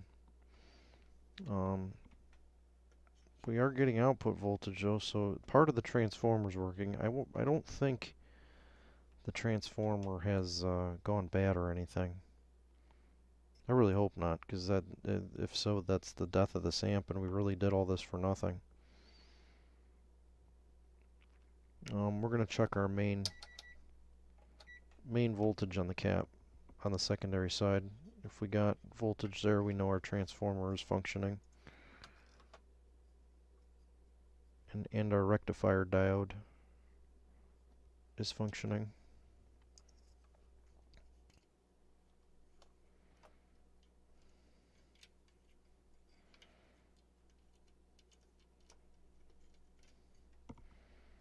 We'll start off with our 2 voltage regulators. We'll make sure we get something out of them.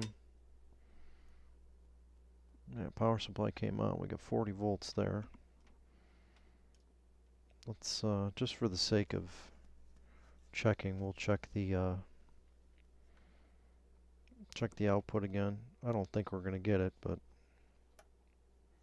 it's really, we didn't find anything wrong yet. Oh, it came up. Bad solder joint or bad luck? Which one is it?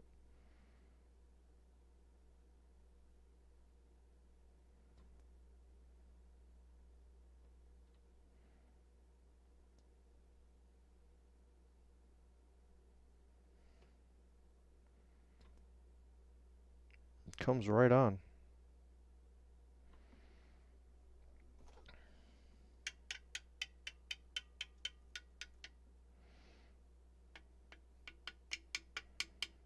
So the reason I'm just like tapping on things is I want to make sure nothing was loose.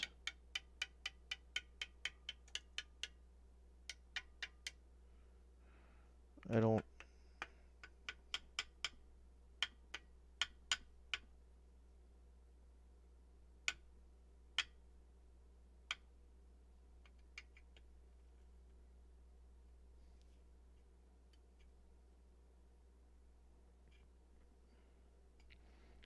don't think it was anything.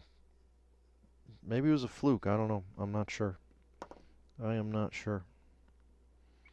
It was either a bad solder joint or something, but either way, we have both supplies now. And I will test the bejesus out of this thing to make sure that it's not going to happen again. But we have our voltage. We have our 7.8 volts, which is what we need to see. We have plus minus 15, 7.8. Power supply is working. I'm going to go with bad solder joint.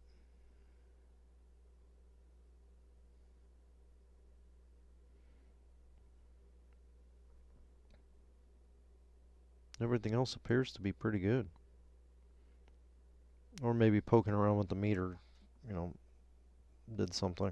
I don't know. Weird. Power supply is operational. Alright, well, that's about as much as we can do on this one tonight. I gotta be at work on time tomorrow, so I'm gonna shut down a little early and not go any further. Plus, I can't go any further on this amp anyways. I don't have the rest of the supply, so I'm gonna request that the owner send me the plate and the screws so I can put this all back together for him and get it shipped out. So I appreciate you guys taking the time to watch this. Remember to like and subscribe, and we'll be back sometime later this week, maybe tomorrow, with another repair. Thanks for tuning in, and have a good night.